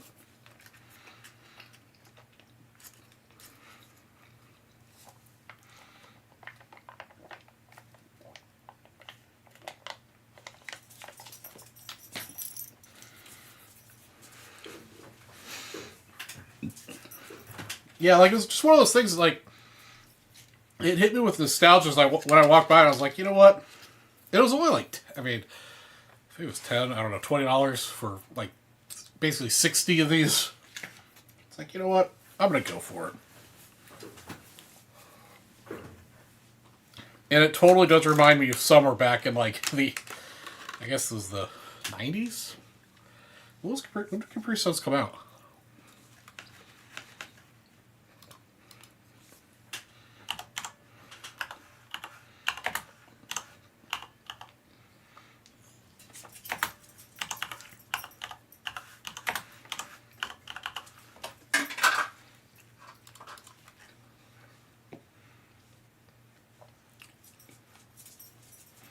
They were introduced in 1969?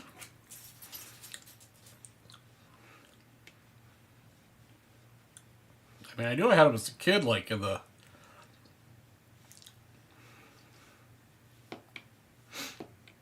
I guess it was the 80s.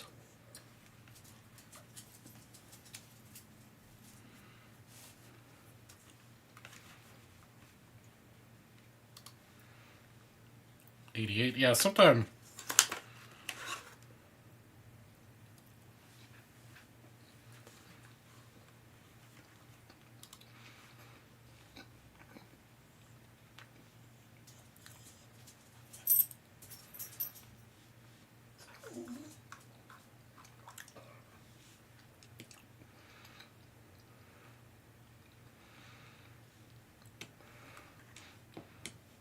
Yeah, I mean, according to the Wikipedia for Capri Suns,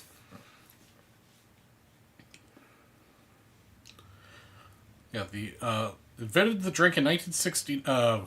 Rudolph Wild invented the drink in 1969, introduced it in West Germany as Capri Sun. A name retired in favor of the English version in 2017. It's come to be sold in over 100 countries, licenses including Kraft Foods in the United States as Capri Sun, and Coca-Cola Euro-Pacific partners in parts of Europe. It is one of the most popular juice brands in the world. As of 2023, roughly 6 billion pouches are sold each year globally.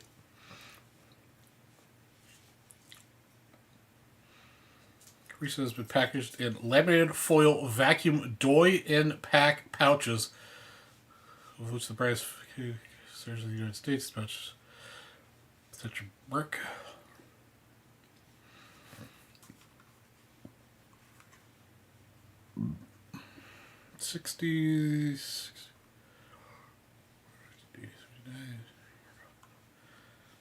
Looks like they started in North America in 1979.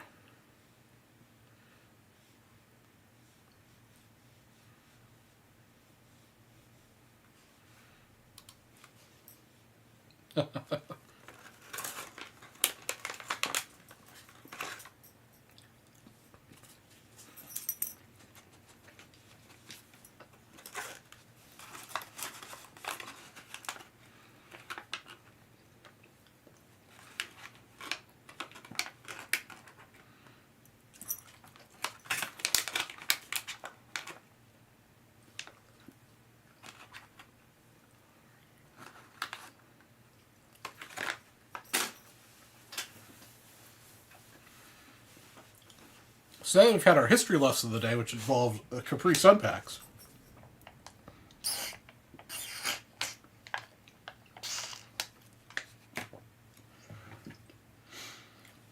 Let's move on to some breaking.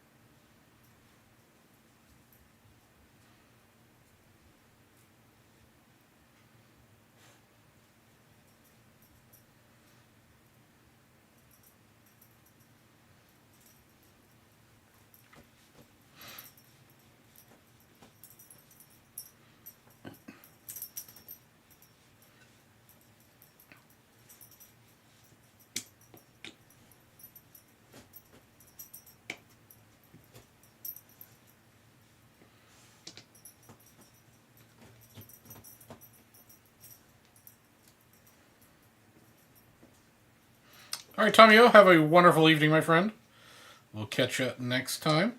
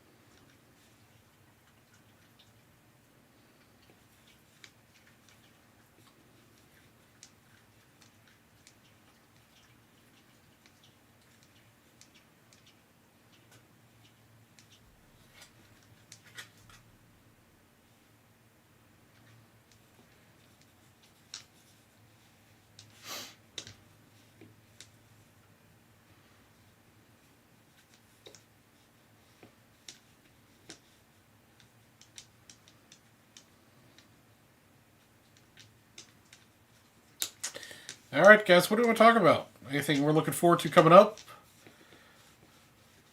We got the Super Bowl playoffs coming up here pretty soon this weekend. I still can't believe the Lions managed to lose that game. Man, I totally was rooting for them.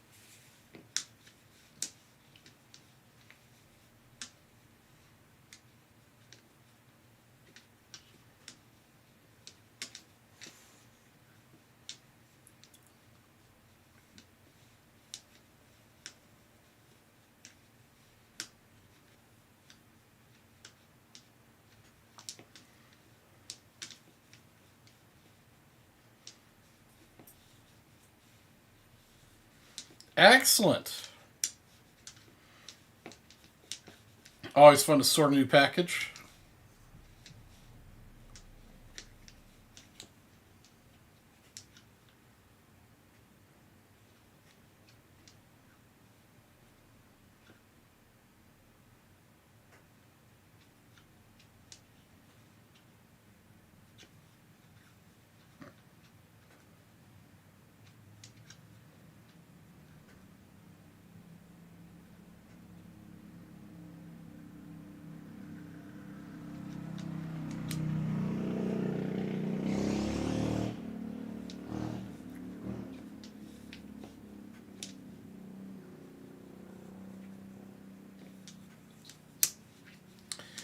Nope, Jeff, haven't opened a thing in the last 36 minutes.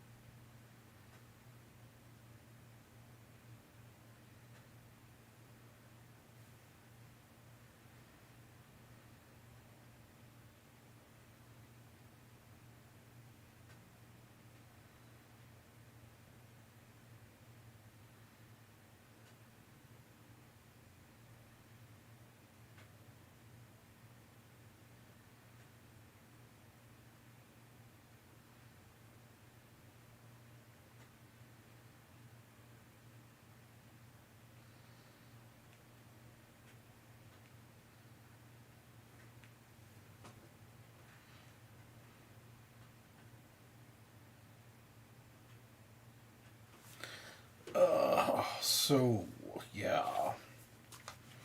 Let's see if anybody else made any purchases. Oops.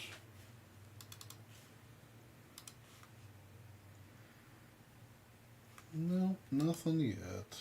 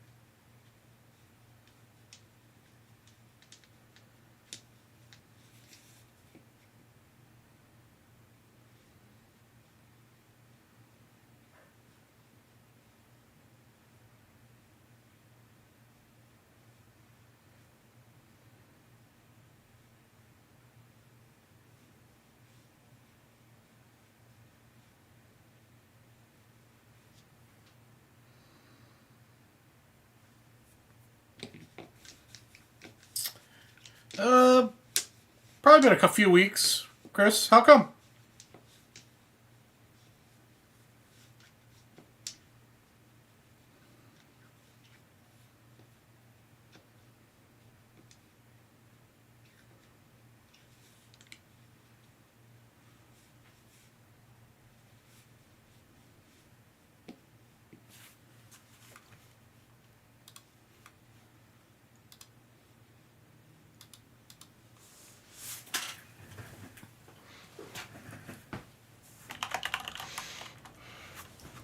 Hey.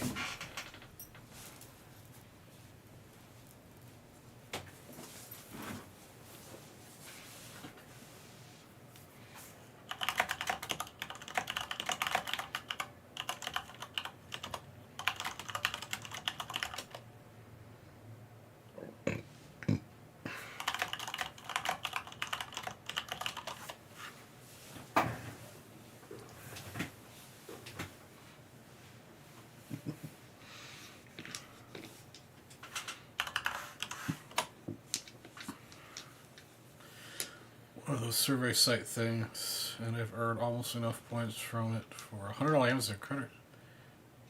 Oh wow, $100 credit for Amazon. That's pretty good.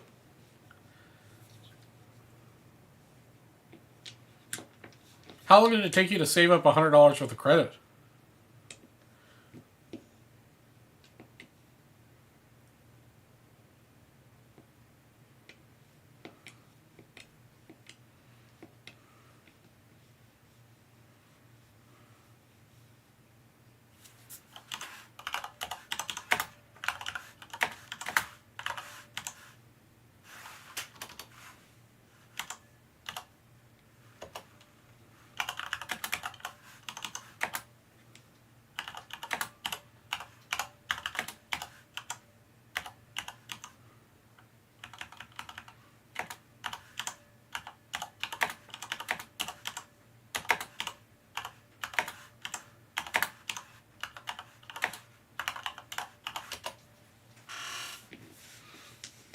Especially with the news today, they're pulling out.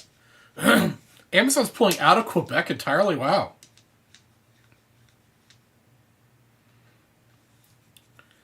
8 months. That's not too bad. Yeah. A little nice little bonus for doing some stuff.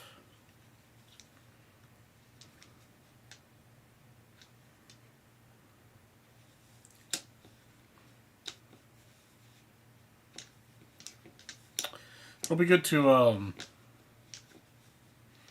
$100 to get you a lot of basic household basics.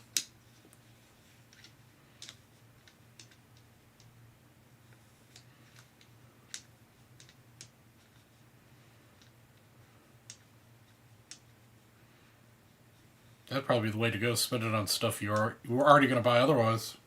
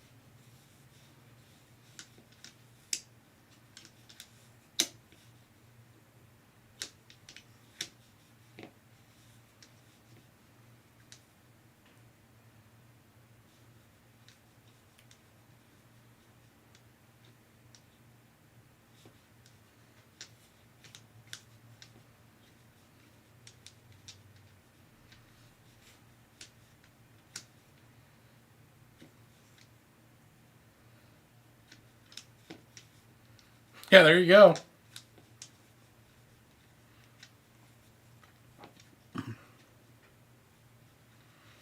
Trying to remember what the last thing I bought from Amazon was. I guess I could look.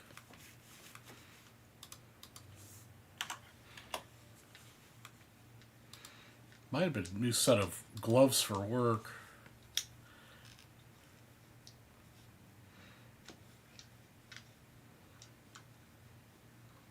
No, the last thing I ordered was replacement air filters for my air filter.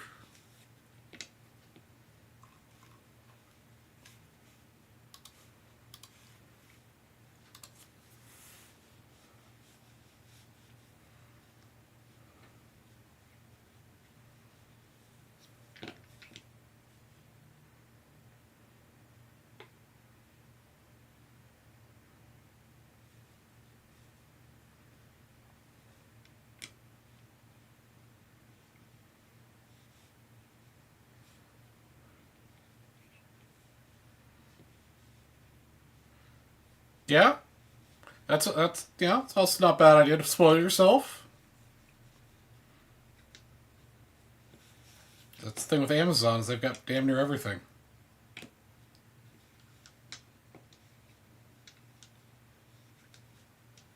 Hey Donald, how's it going tonight?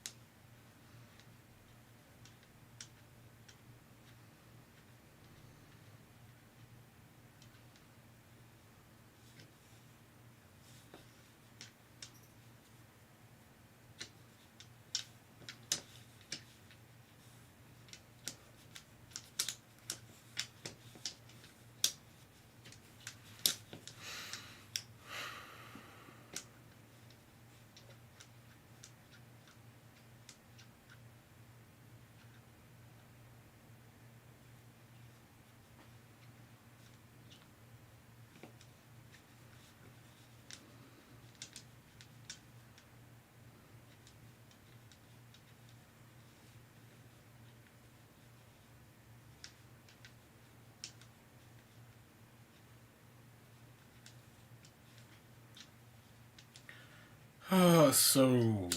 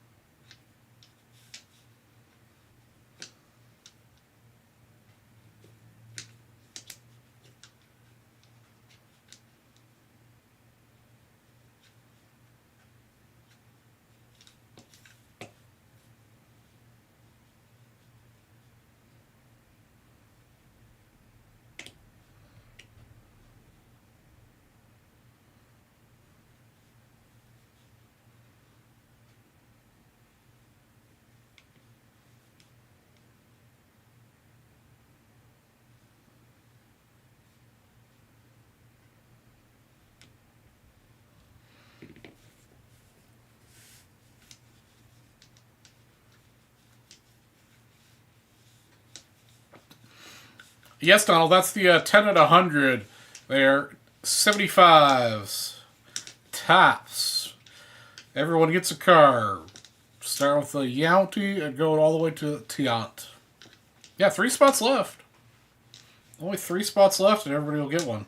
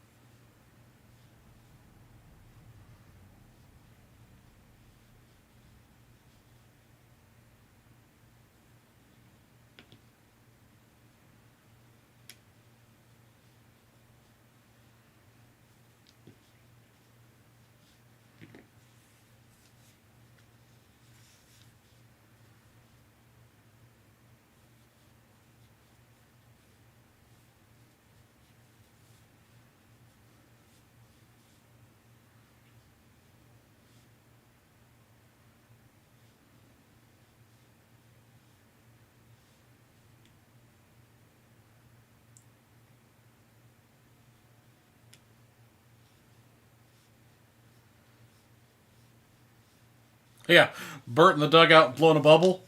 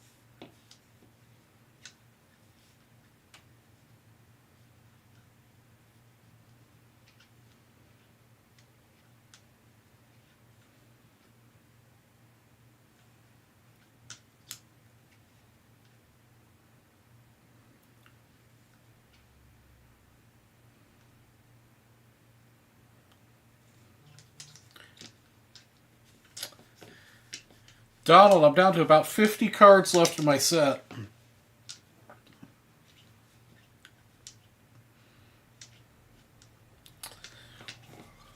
Hopefully I can get it closed out by the end of the year.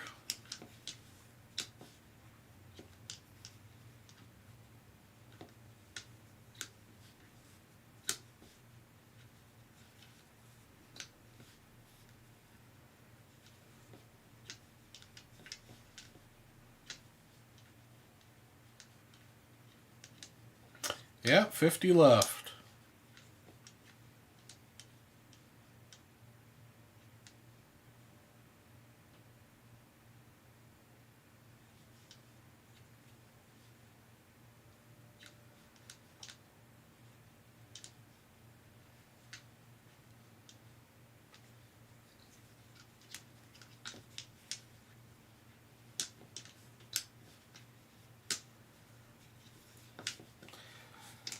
Yeah, it's probably gonna be just gonna be a slog to get to the last 50 of them to get 5 PSA 9s of them. I might break down and buy a bunch of 8s, help close the gap, but really hope I could find 9s.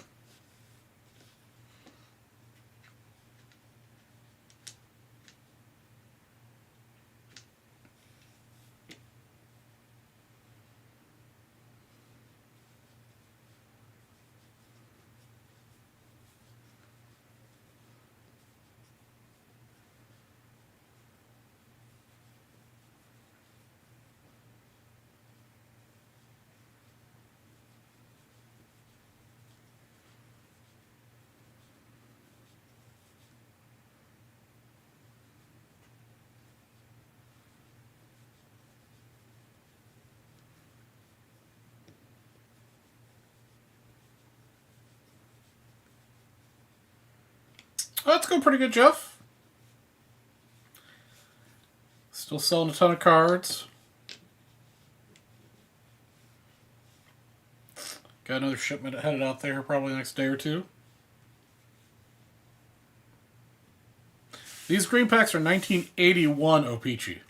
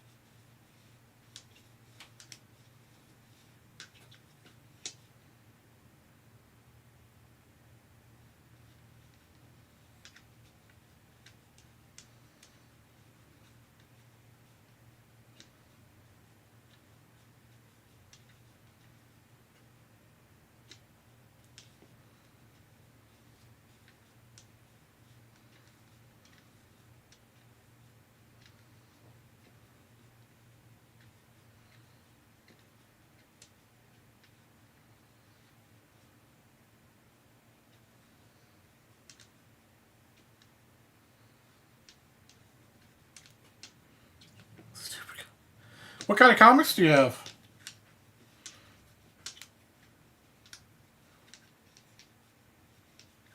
I never was into comics. Definitely know some of them have value, though.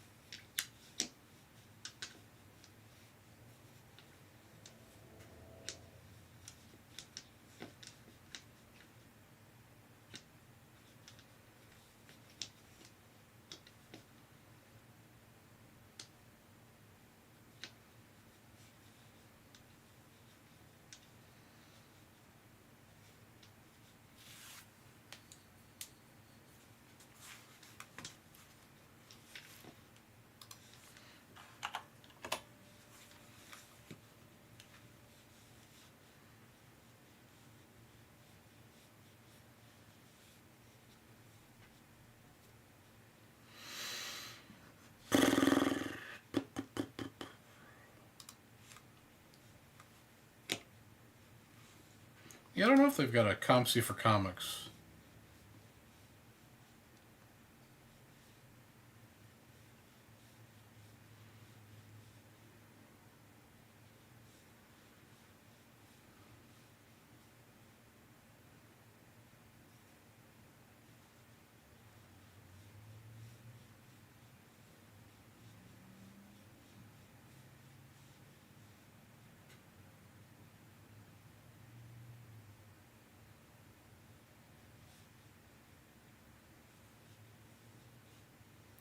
Yeah, I heard that the Skeins is pulled by a kid in California.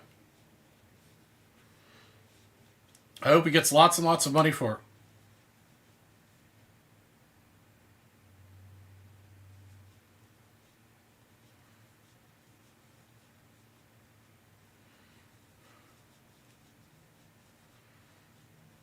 I just hope it ripples down and makes the Chrome boxes more affordable.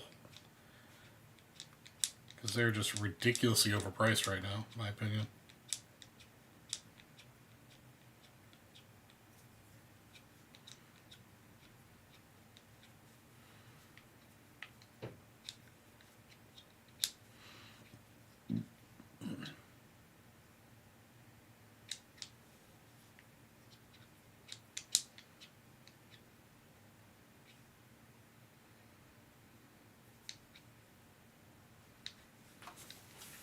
'60s up to the '80s. Oh wow, lots of stuff.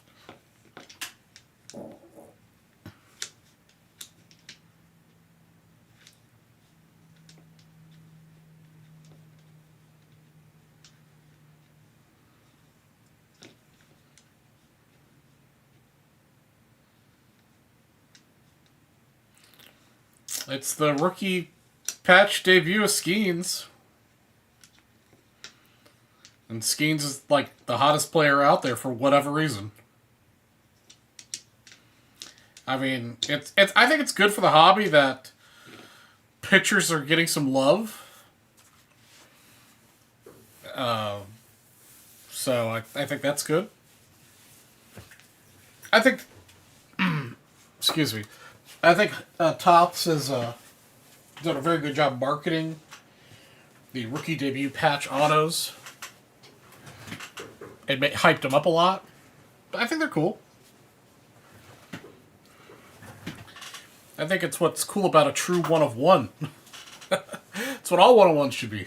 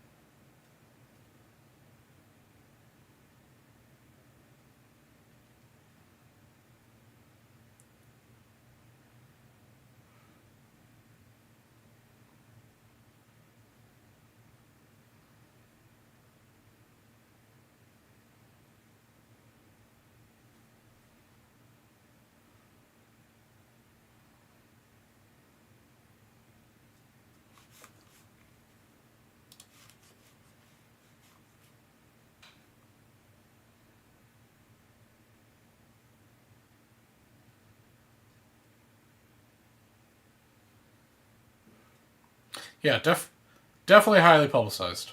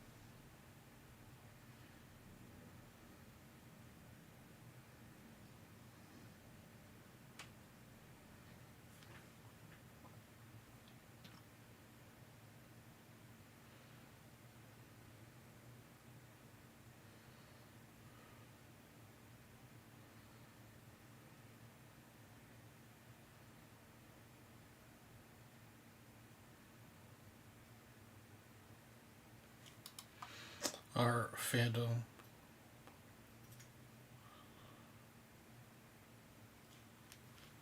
Yeah.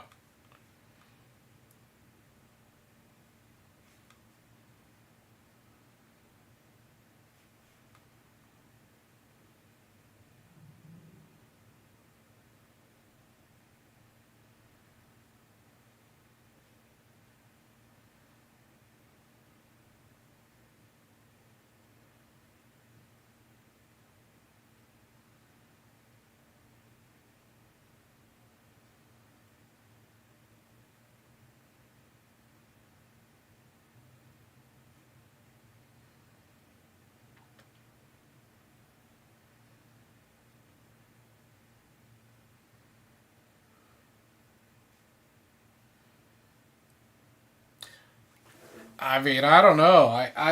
I would be surprised if it went for less than $1 million.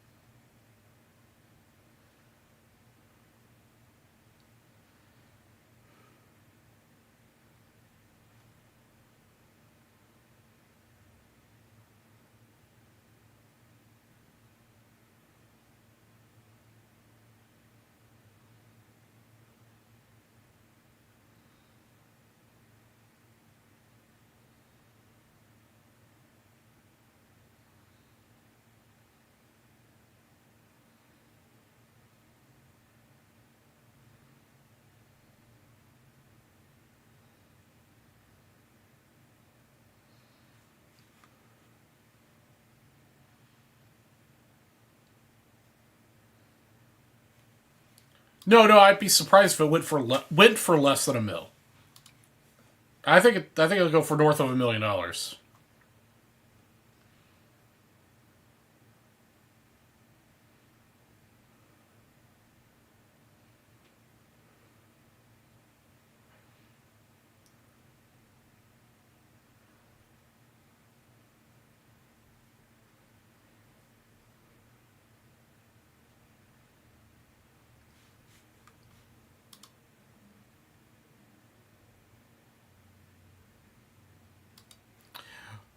Yeah, I think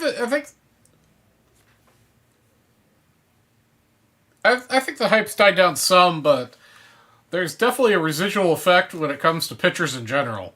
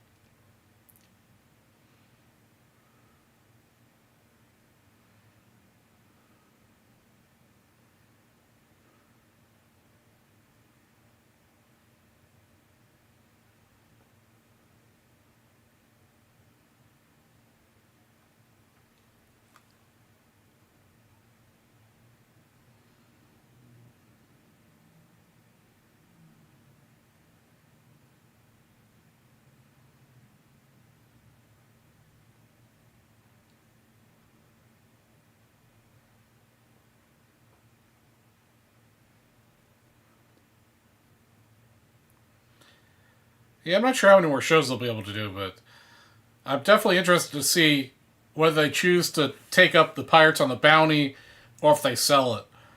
I think if they were smart, they would sell it.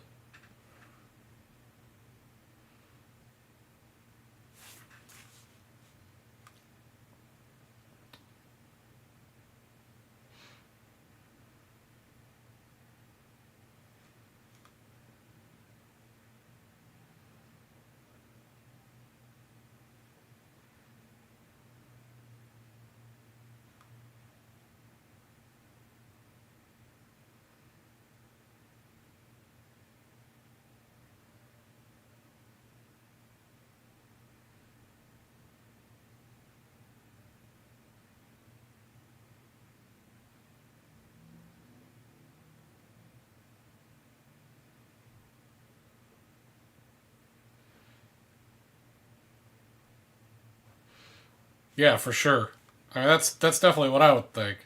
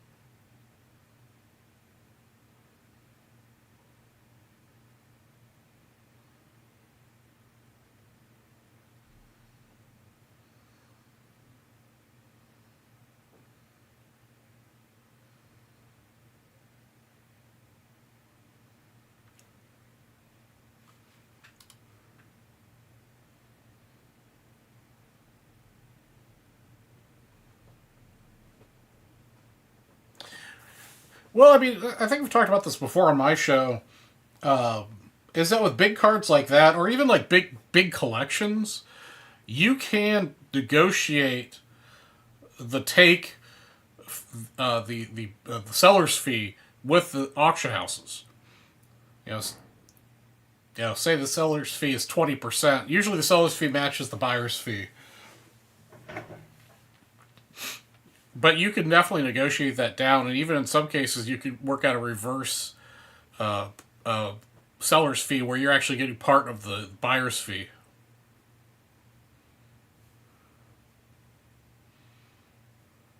I mean, so for the Pirates organization, it's basically costing them next to nothing to give him season tickets. Yeah, they're losing out on 30 years of season tickets for whatever those seat costs are, but that's a small piece for the marketing revenue they're going to get for doing what they're doing. So I think the Pirates are basically paying nothing for it if they do the deal. But for the college tuition and everything, I mean, if the kid can clear $1 million, I mean that's the way to go.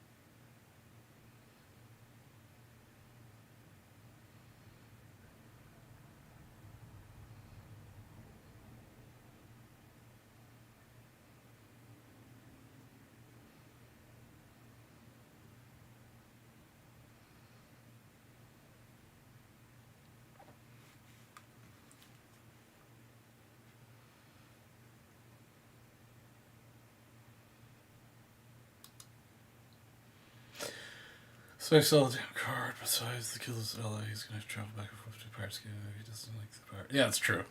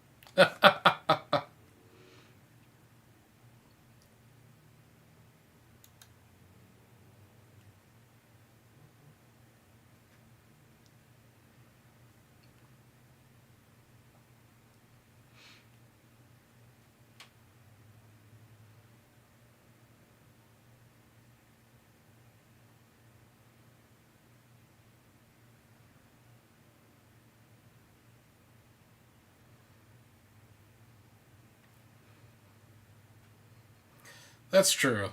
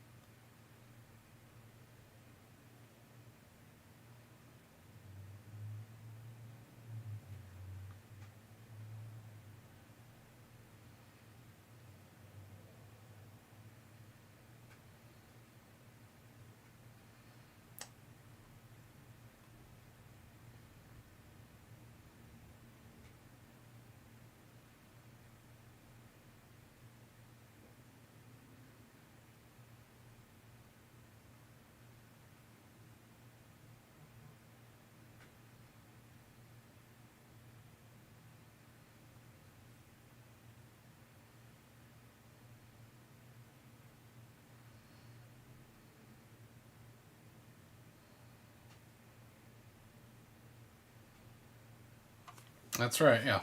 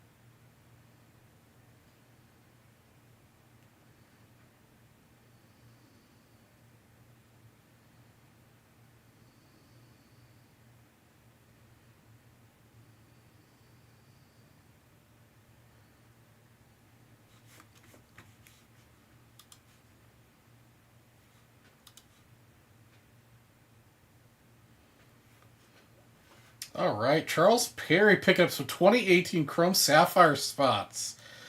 That's a good use of the break credit, Mr. Perry. That'll get us closed out on the 10 and 100. That'll also get us closed out on the 20 and 50.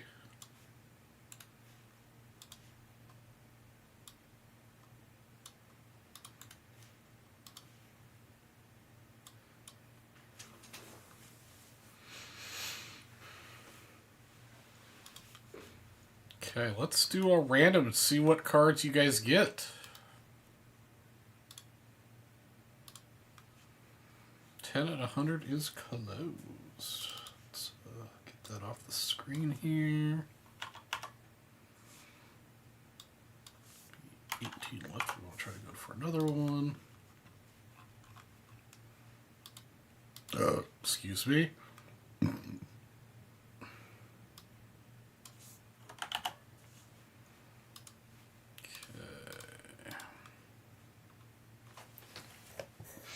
All right, guys, here's a duck race for the 10 and 100. This will be determining the order you receive the card at the bottom of the screen from right to left, rounding out to Louis Tiant. Here we go. The duckies are off.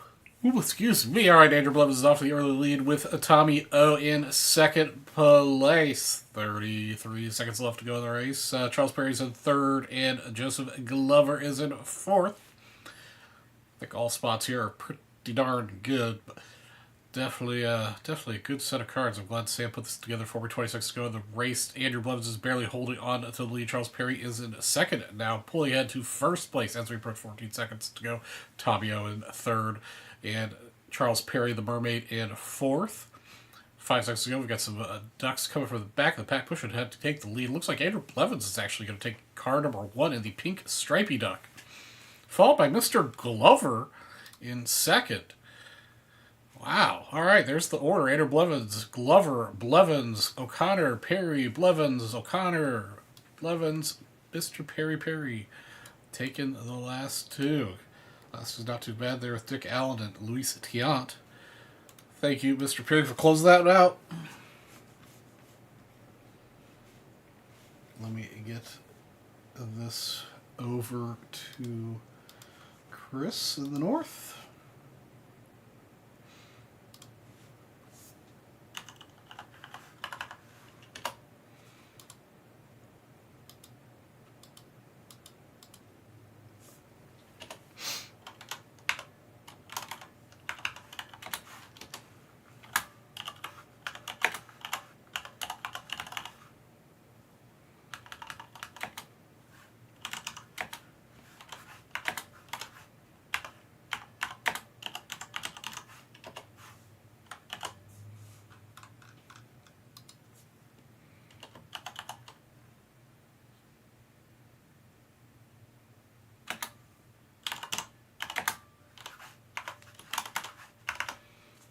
Okay, that is sent off to Chris.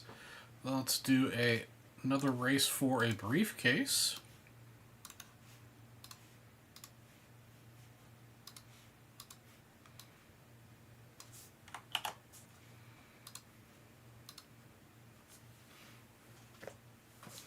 Okay, winner take all for a briefcase now. Here we go.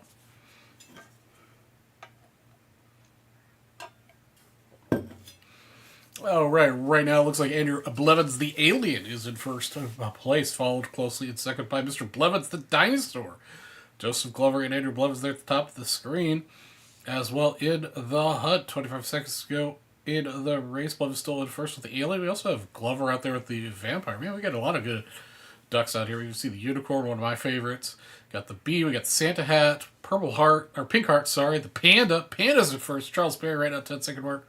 Looks like I see the Alien dropped all the way to the back of the pack, but then he's moving ahead here. Right now, Andrew Blevins is going to push ahead. Looks like Andrew Blevins with duck number 13. The Alien is going to take the briefcase tonight. All right, Mr. Blevins. Thank you, sir. Mr. Blevins, if you're in the chat, give me a briefcase number. Not sure if Blevins was still in here or if he went to bed. Not sure. Briefcase number 13 is available, so we'll go ahead and give him case number 13.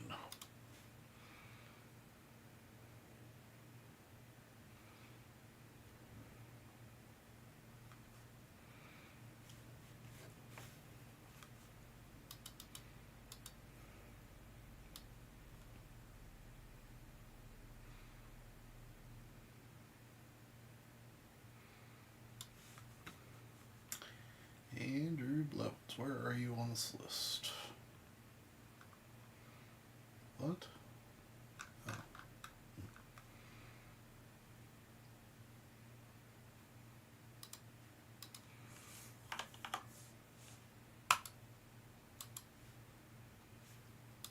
All right. There we go.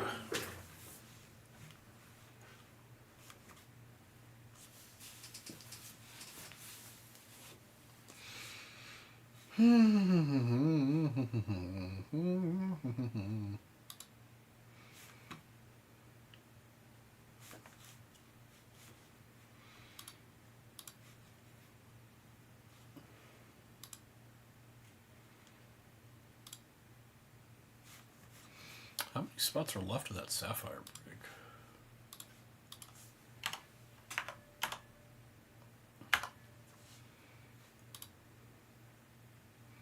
$70 spots to go. Yeah, it's going to be a huge break when that happens. Huge.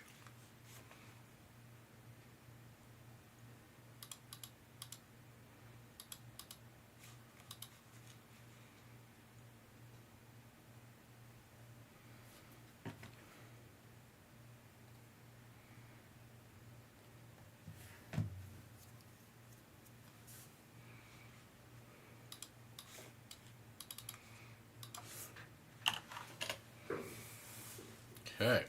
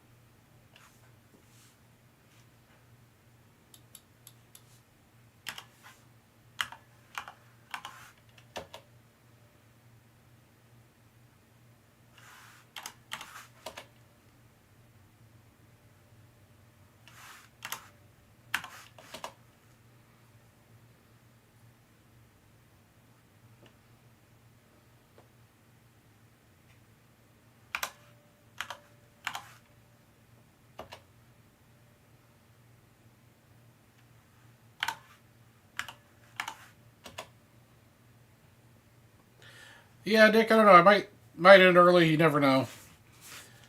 It's been very slow, very quiet here. But we're hanging in there. We're hanging in there.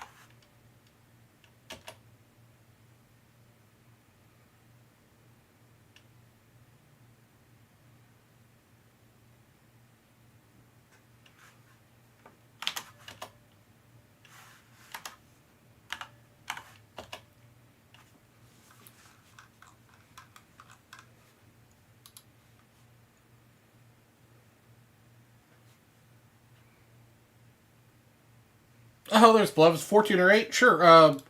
Let's see here.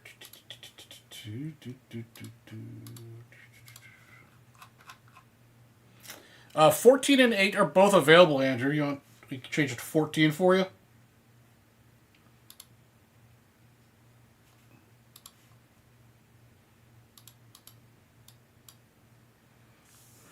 Change it to 14. Good old Ernie Banks.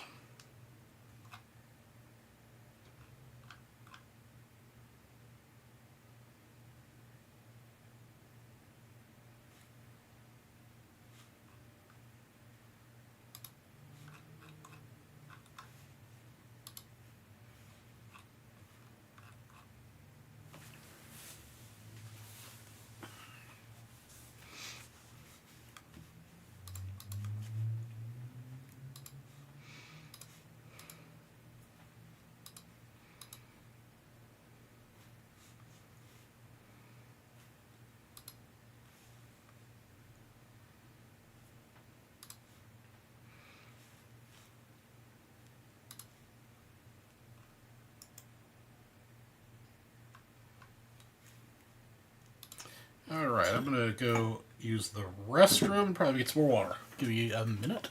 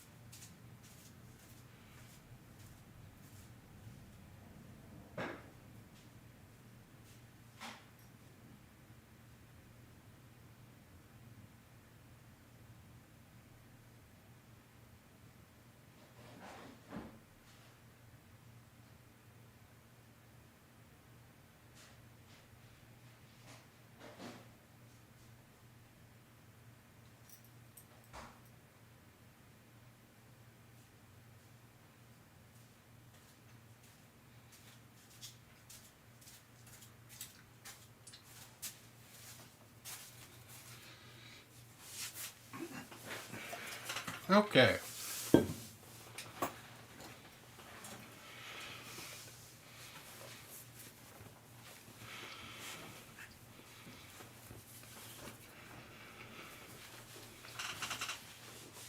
We are back.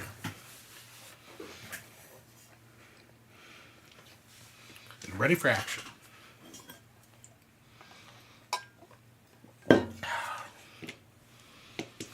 Let's see. Anybody make any purchases?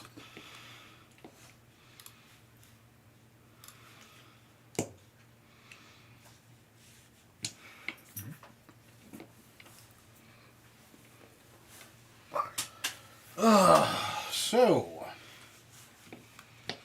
what else is going on here, kids?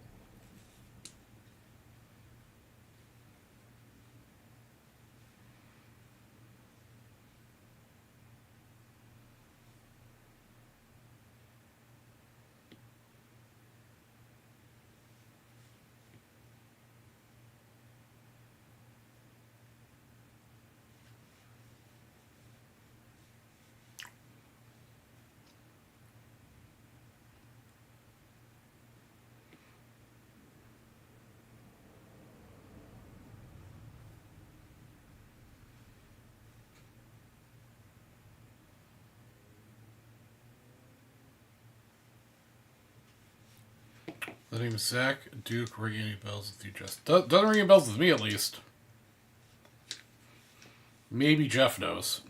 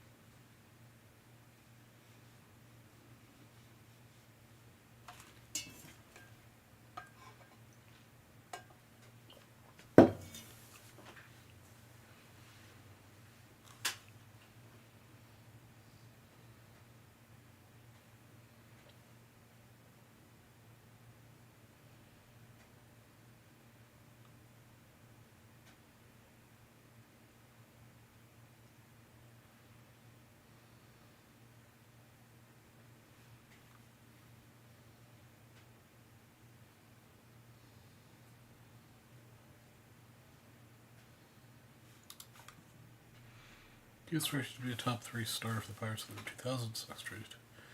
Series winners.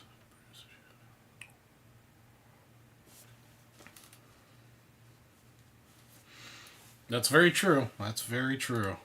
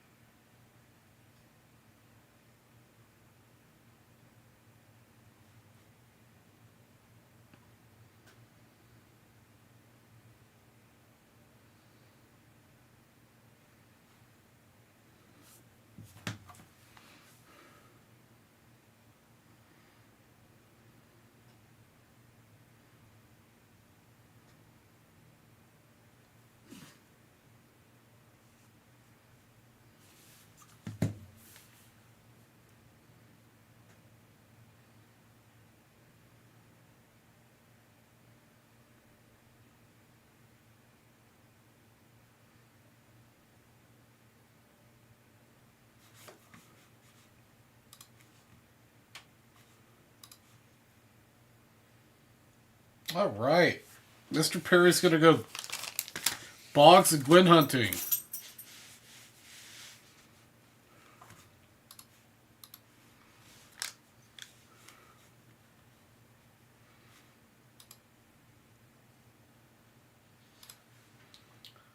Let's get into it.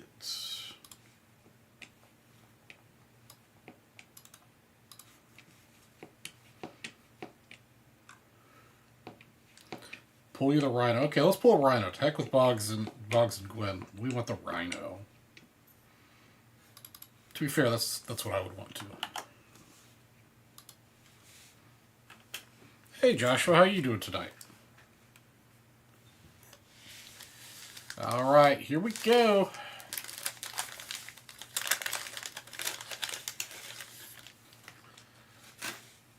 All right, first one out the gate, Montefusco. Lynn Barker. Rick Cerrone. There we go, little Jim the Palmer action. McRae, oops. Jerry Roos. Johnny LeMaster.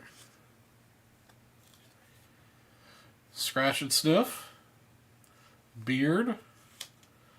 Picante? Is that Mr. Picante sauce? Alright, there we go. Augustine. Von Gorder. Rodriguez. Checklist. Actually, the checklist is pretty well centered. A little bit off north to south, I guess. And Eichelberger. Unfortunately, none of the guys we were looking for, Mr. Perry, but I appreciate you taking a shot.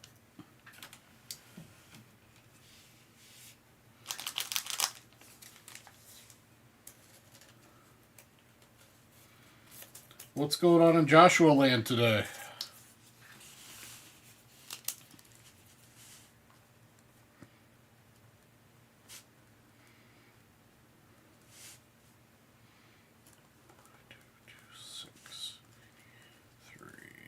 Topps baseball.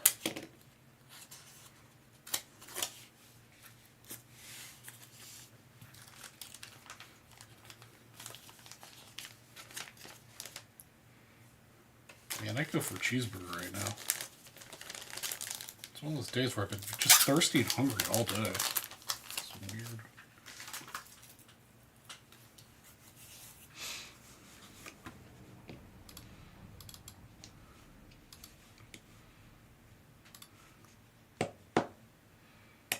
Trying to stay warm. I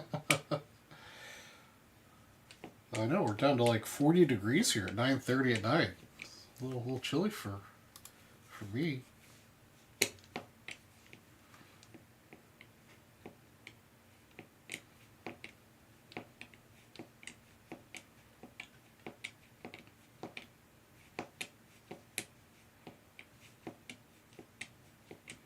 Only have wood heat. Oh. Wood heat's charming and all, but when it gets really cold, I'd like to have some nice gas going.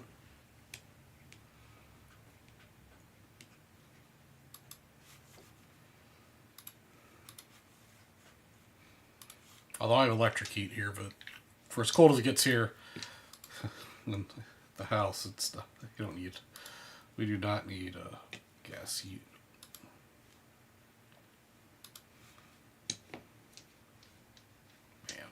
I still have 2 orders at PSA that arrived in late December that are still in order arrived.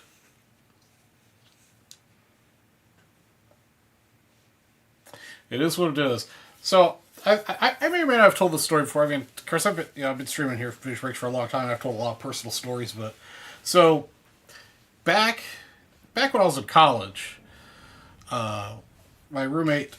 My roommate had a house, a 2-story, like turn of century home, and we rented the 2nd floor of it. Very super nice, like a million-year-old couple lived downstairs, but the place was like super poorly maintained. It was obviously a college slumlord that owned the place, And this is in Savannah. You guys know I went to school in Savannah, Georgia. And Savannah had like a record-breaking cold winter. And so we had earlier that I guess when we rented the heat in the place, there was no heat and there was no AC. It was just window AC units, and the heat was supplied by gas heaters that were like in the like along the floorboards, and they're like an open flame style thing. So we called the gas company out there when the first winter came around when it like starting to get cold. I like it cold, but Alicia, my roommate, she like if it got below like 70 degrees, she was freezing. So when it started to get cooler in Savannah, we called the gas company to come out and turn on the gas for us, and they wouldn't turn on the gas because like all the appliances and everything, like all these open flame heaters and stuff, are so far out of compliance, like that it was unsafe for them to let us use them. So that summer, Alicia and I were walking around our apartment with electric blankets on extension cords. That's how we kept warm. Like you could see your breath in our house. It was bad. It was bad that winter. That was funny though. Yeah, we just wrap electric heating blankets around us on extension cords to walk around the house. Yeah, it was an interesting winter. It was a very interesting winter.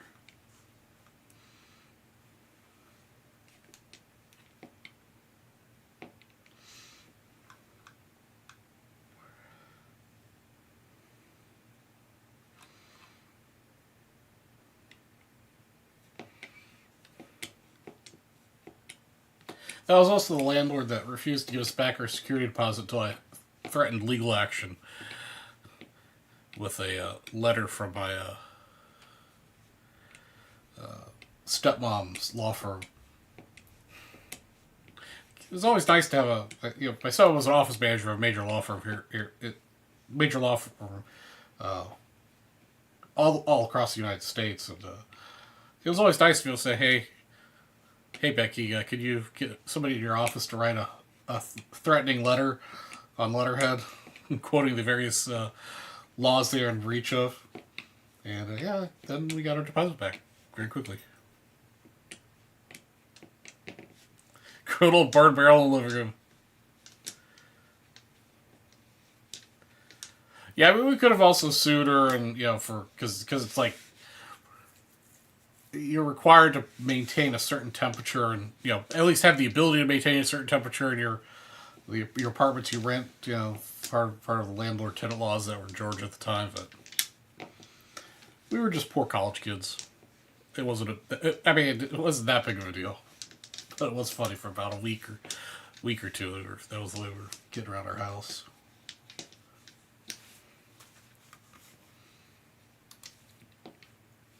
That was one of those types of memories that's like, at the time it sucked really bad.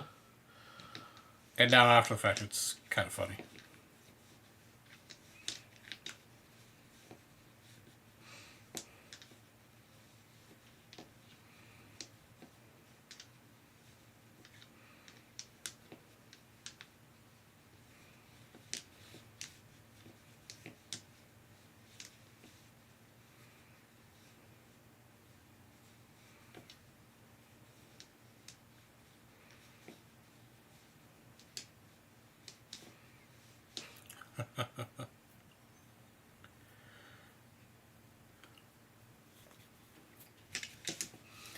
Alright guys, we're going to give it another 10, 15 minutes before we call tonight.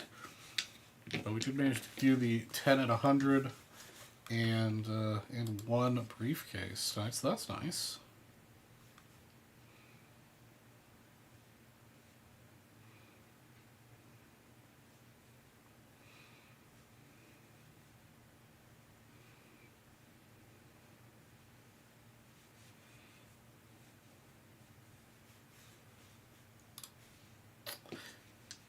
Yeah, I do actually. She actually ended up getting involved with one of my other roommates. And then she actually lives out here in Phoenix now. She moved. My best friend Russ, who I've mentioned before, they were together for a while, and she moved out here and has since. Obviously, because I think I mentioned before, Russ is married, and not to Alicia, and she's got her own boyfriend out here. She's a very successful potter, actually.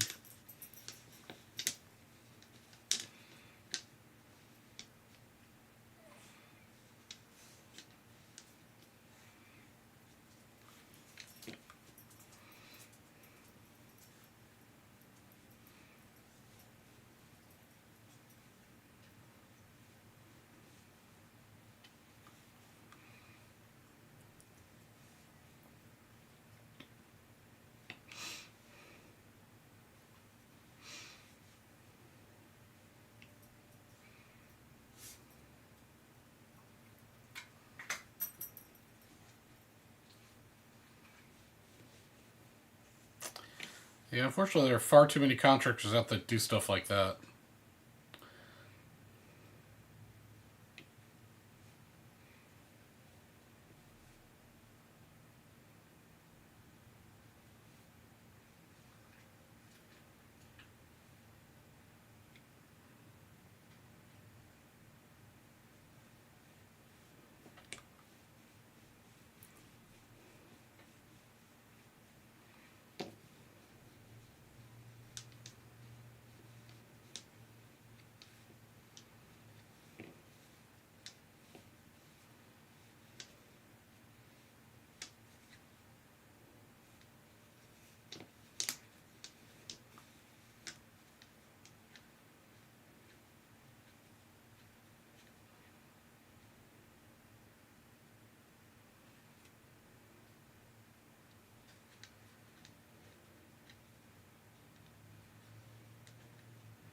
Yeah, man, Joshua, you can always hang out.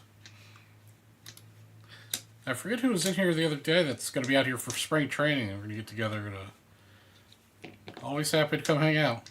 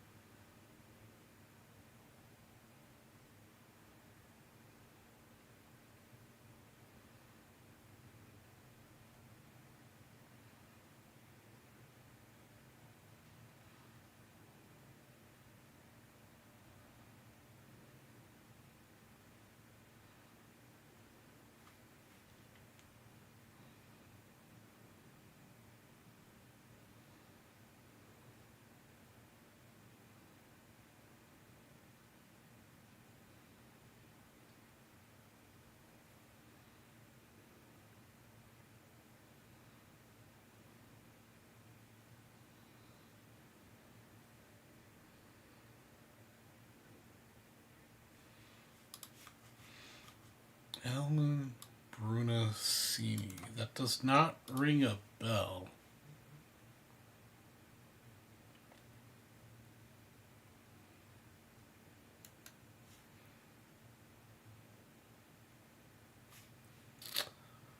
I just did a Google search. It still doesn't quite ring a bell. Looks like he's a famous engineer.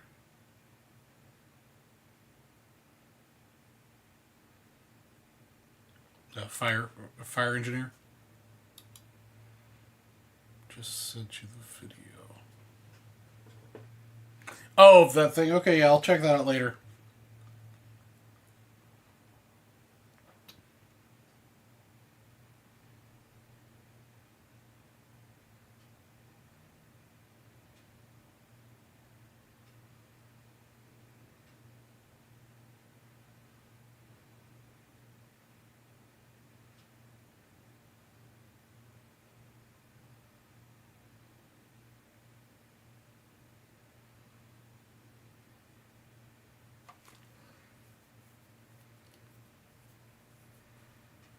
Huh. Does not ring a bell.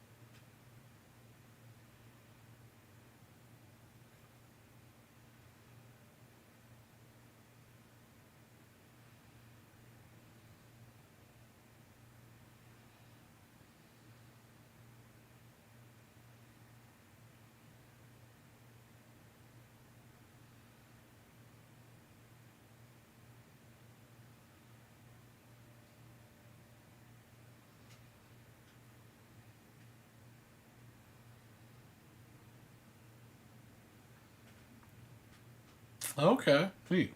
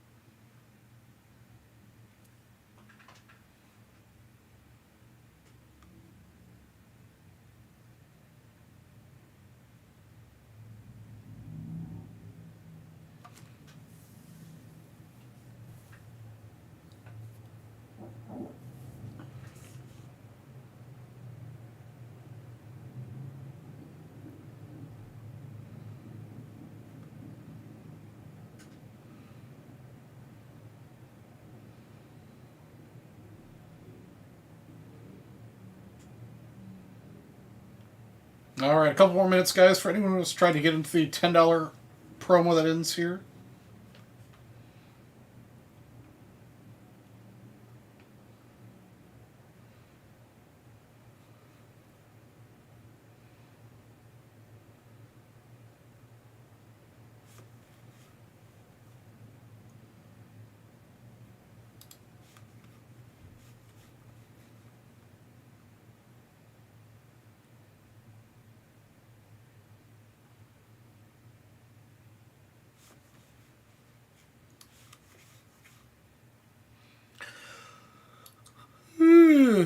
Oh, man.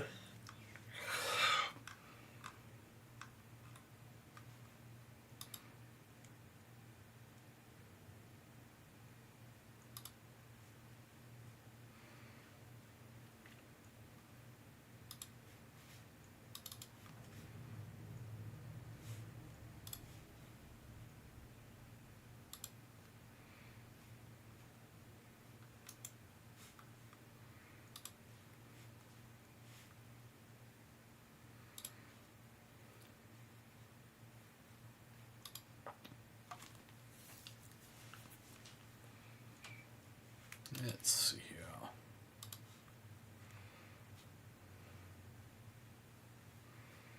Oh, perfect. Okay.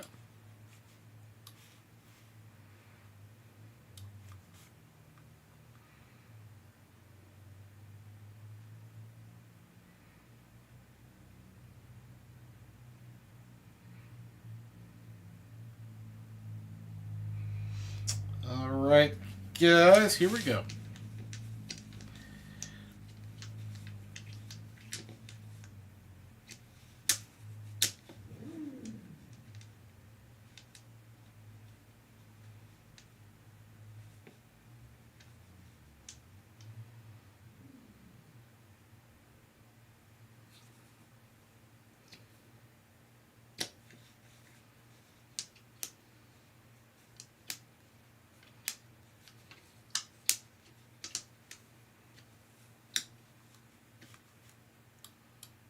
Oops.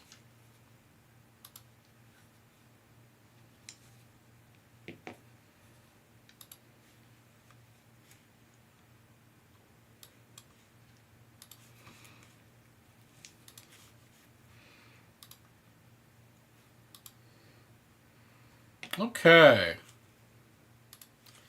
All right, let's give away the $10 bonus that went from 7 p.m. till now. We're going to randomize the list 9 times. 9 times. There's our list, 350 entries. 3, 4, 5, 6, 7, 8. And our winning list at 9 is... Oops, wrong button. Mr. Charles Perry taking home first place. That's going to be the 1975 George Brett. Joseph Glover taking home whatever second prize was. I believe it was a briefcase. And third place, Nick Mattiacci, was a VIP spot. Thank you, sirs. I'm not sure if Joseph Glover's in the chat right now. We'll go ahead and get him assigned a briefcase.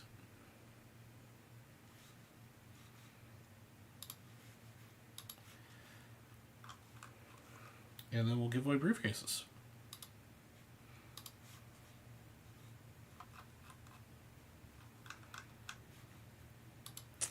Yeah, I'm not sure if Charles Perry's still up, but congratulations.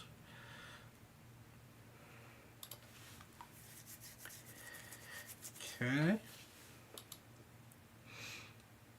Joseph's not in here. We're going to give him briefcase number 20 for Mom.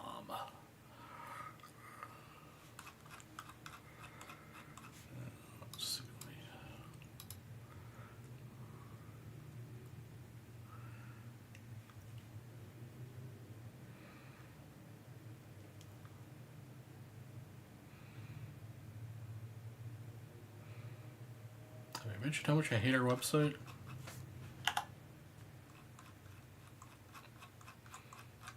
Looking up names to do this.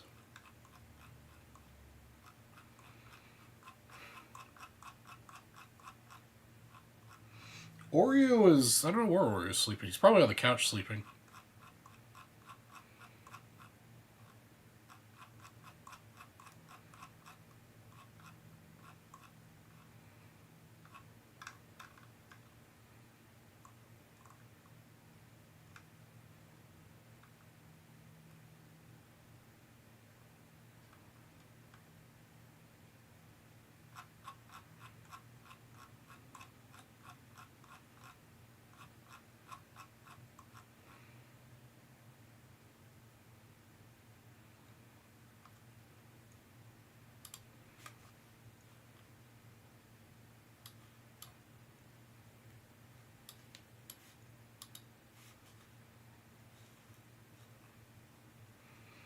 Joseph Glover. J-O-S-E-P-H. J-O-S-E-P-H.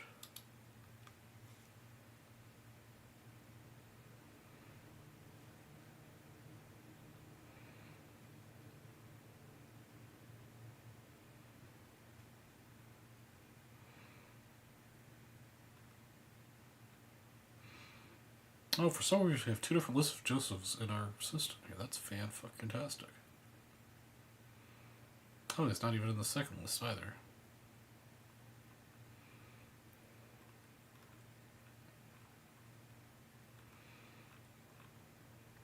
Okay, so I'm not going to give Joseph a briefcase tonight. I will let the North deal with that to figure it out. Yeah, so we're, yeah, let's give away the other briefcases.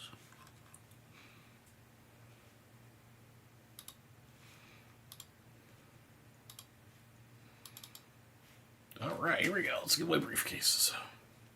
Nick Mattiacci's up first with number 7.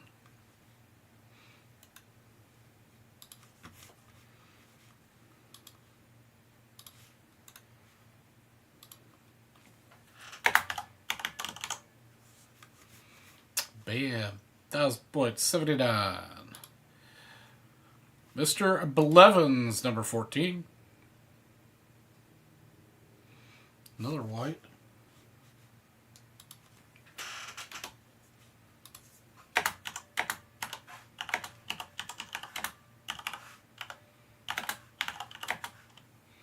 Just write a note to the North.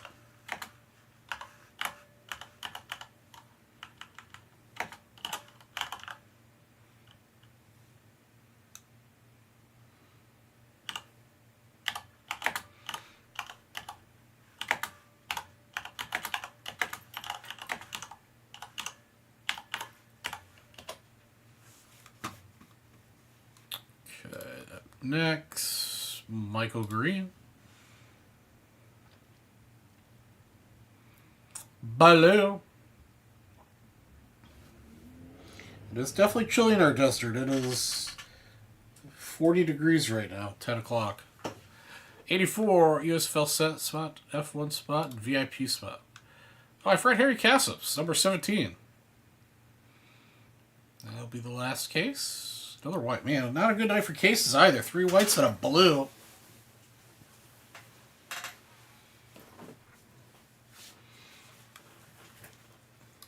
Alright, ladies and gentlemen, that's the briefcases for this evening and the West show for tonight. Appreciate you guys hanging out with me. Get a couple things open tonight. I wish we hit some better cards, but, you know, it is what it is. Looks like I've got a box headed my way for Saturday's show, so we'll have some new products and things to look at. So I'll be on from 6 to midnight on Saturday.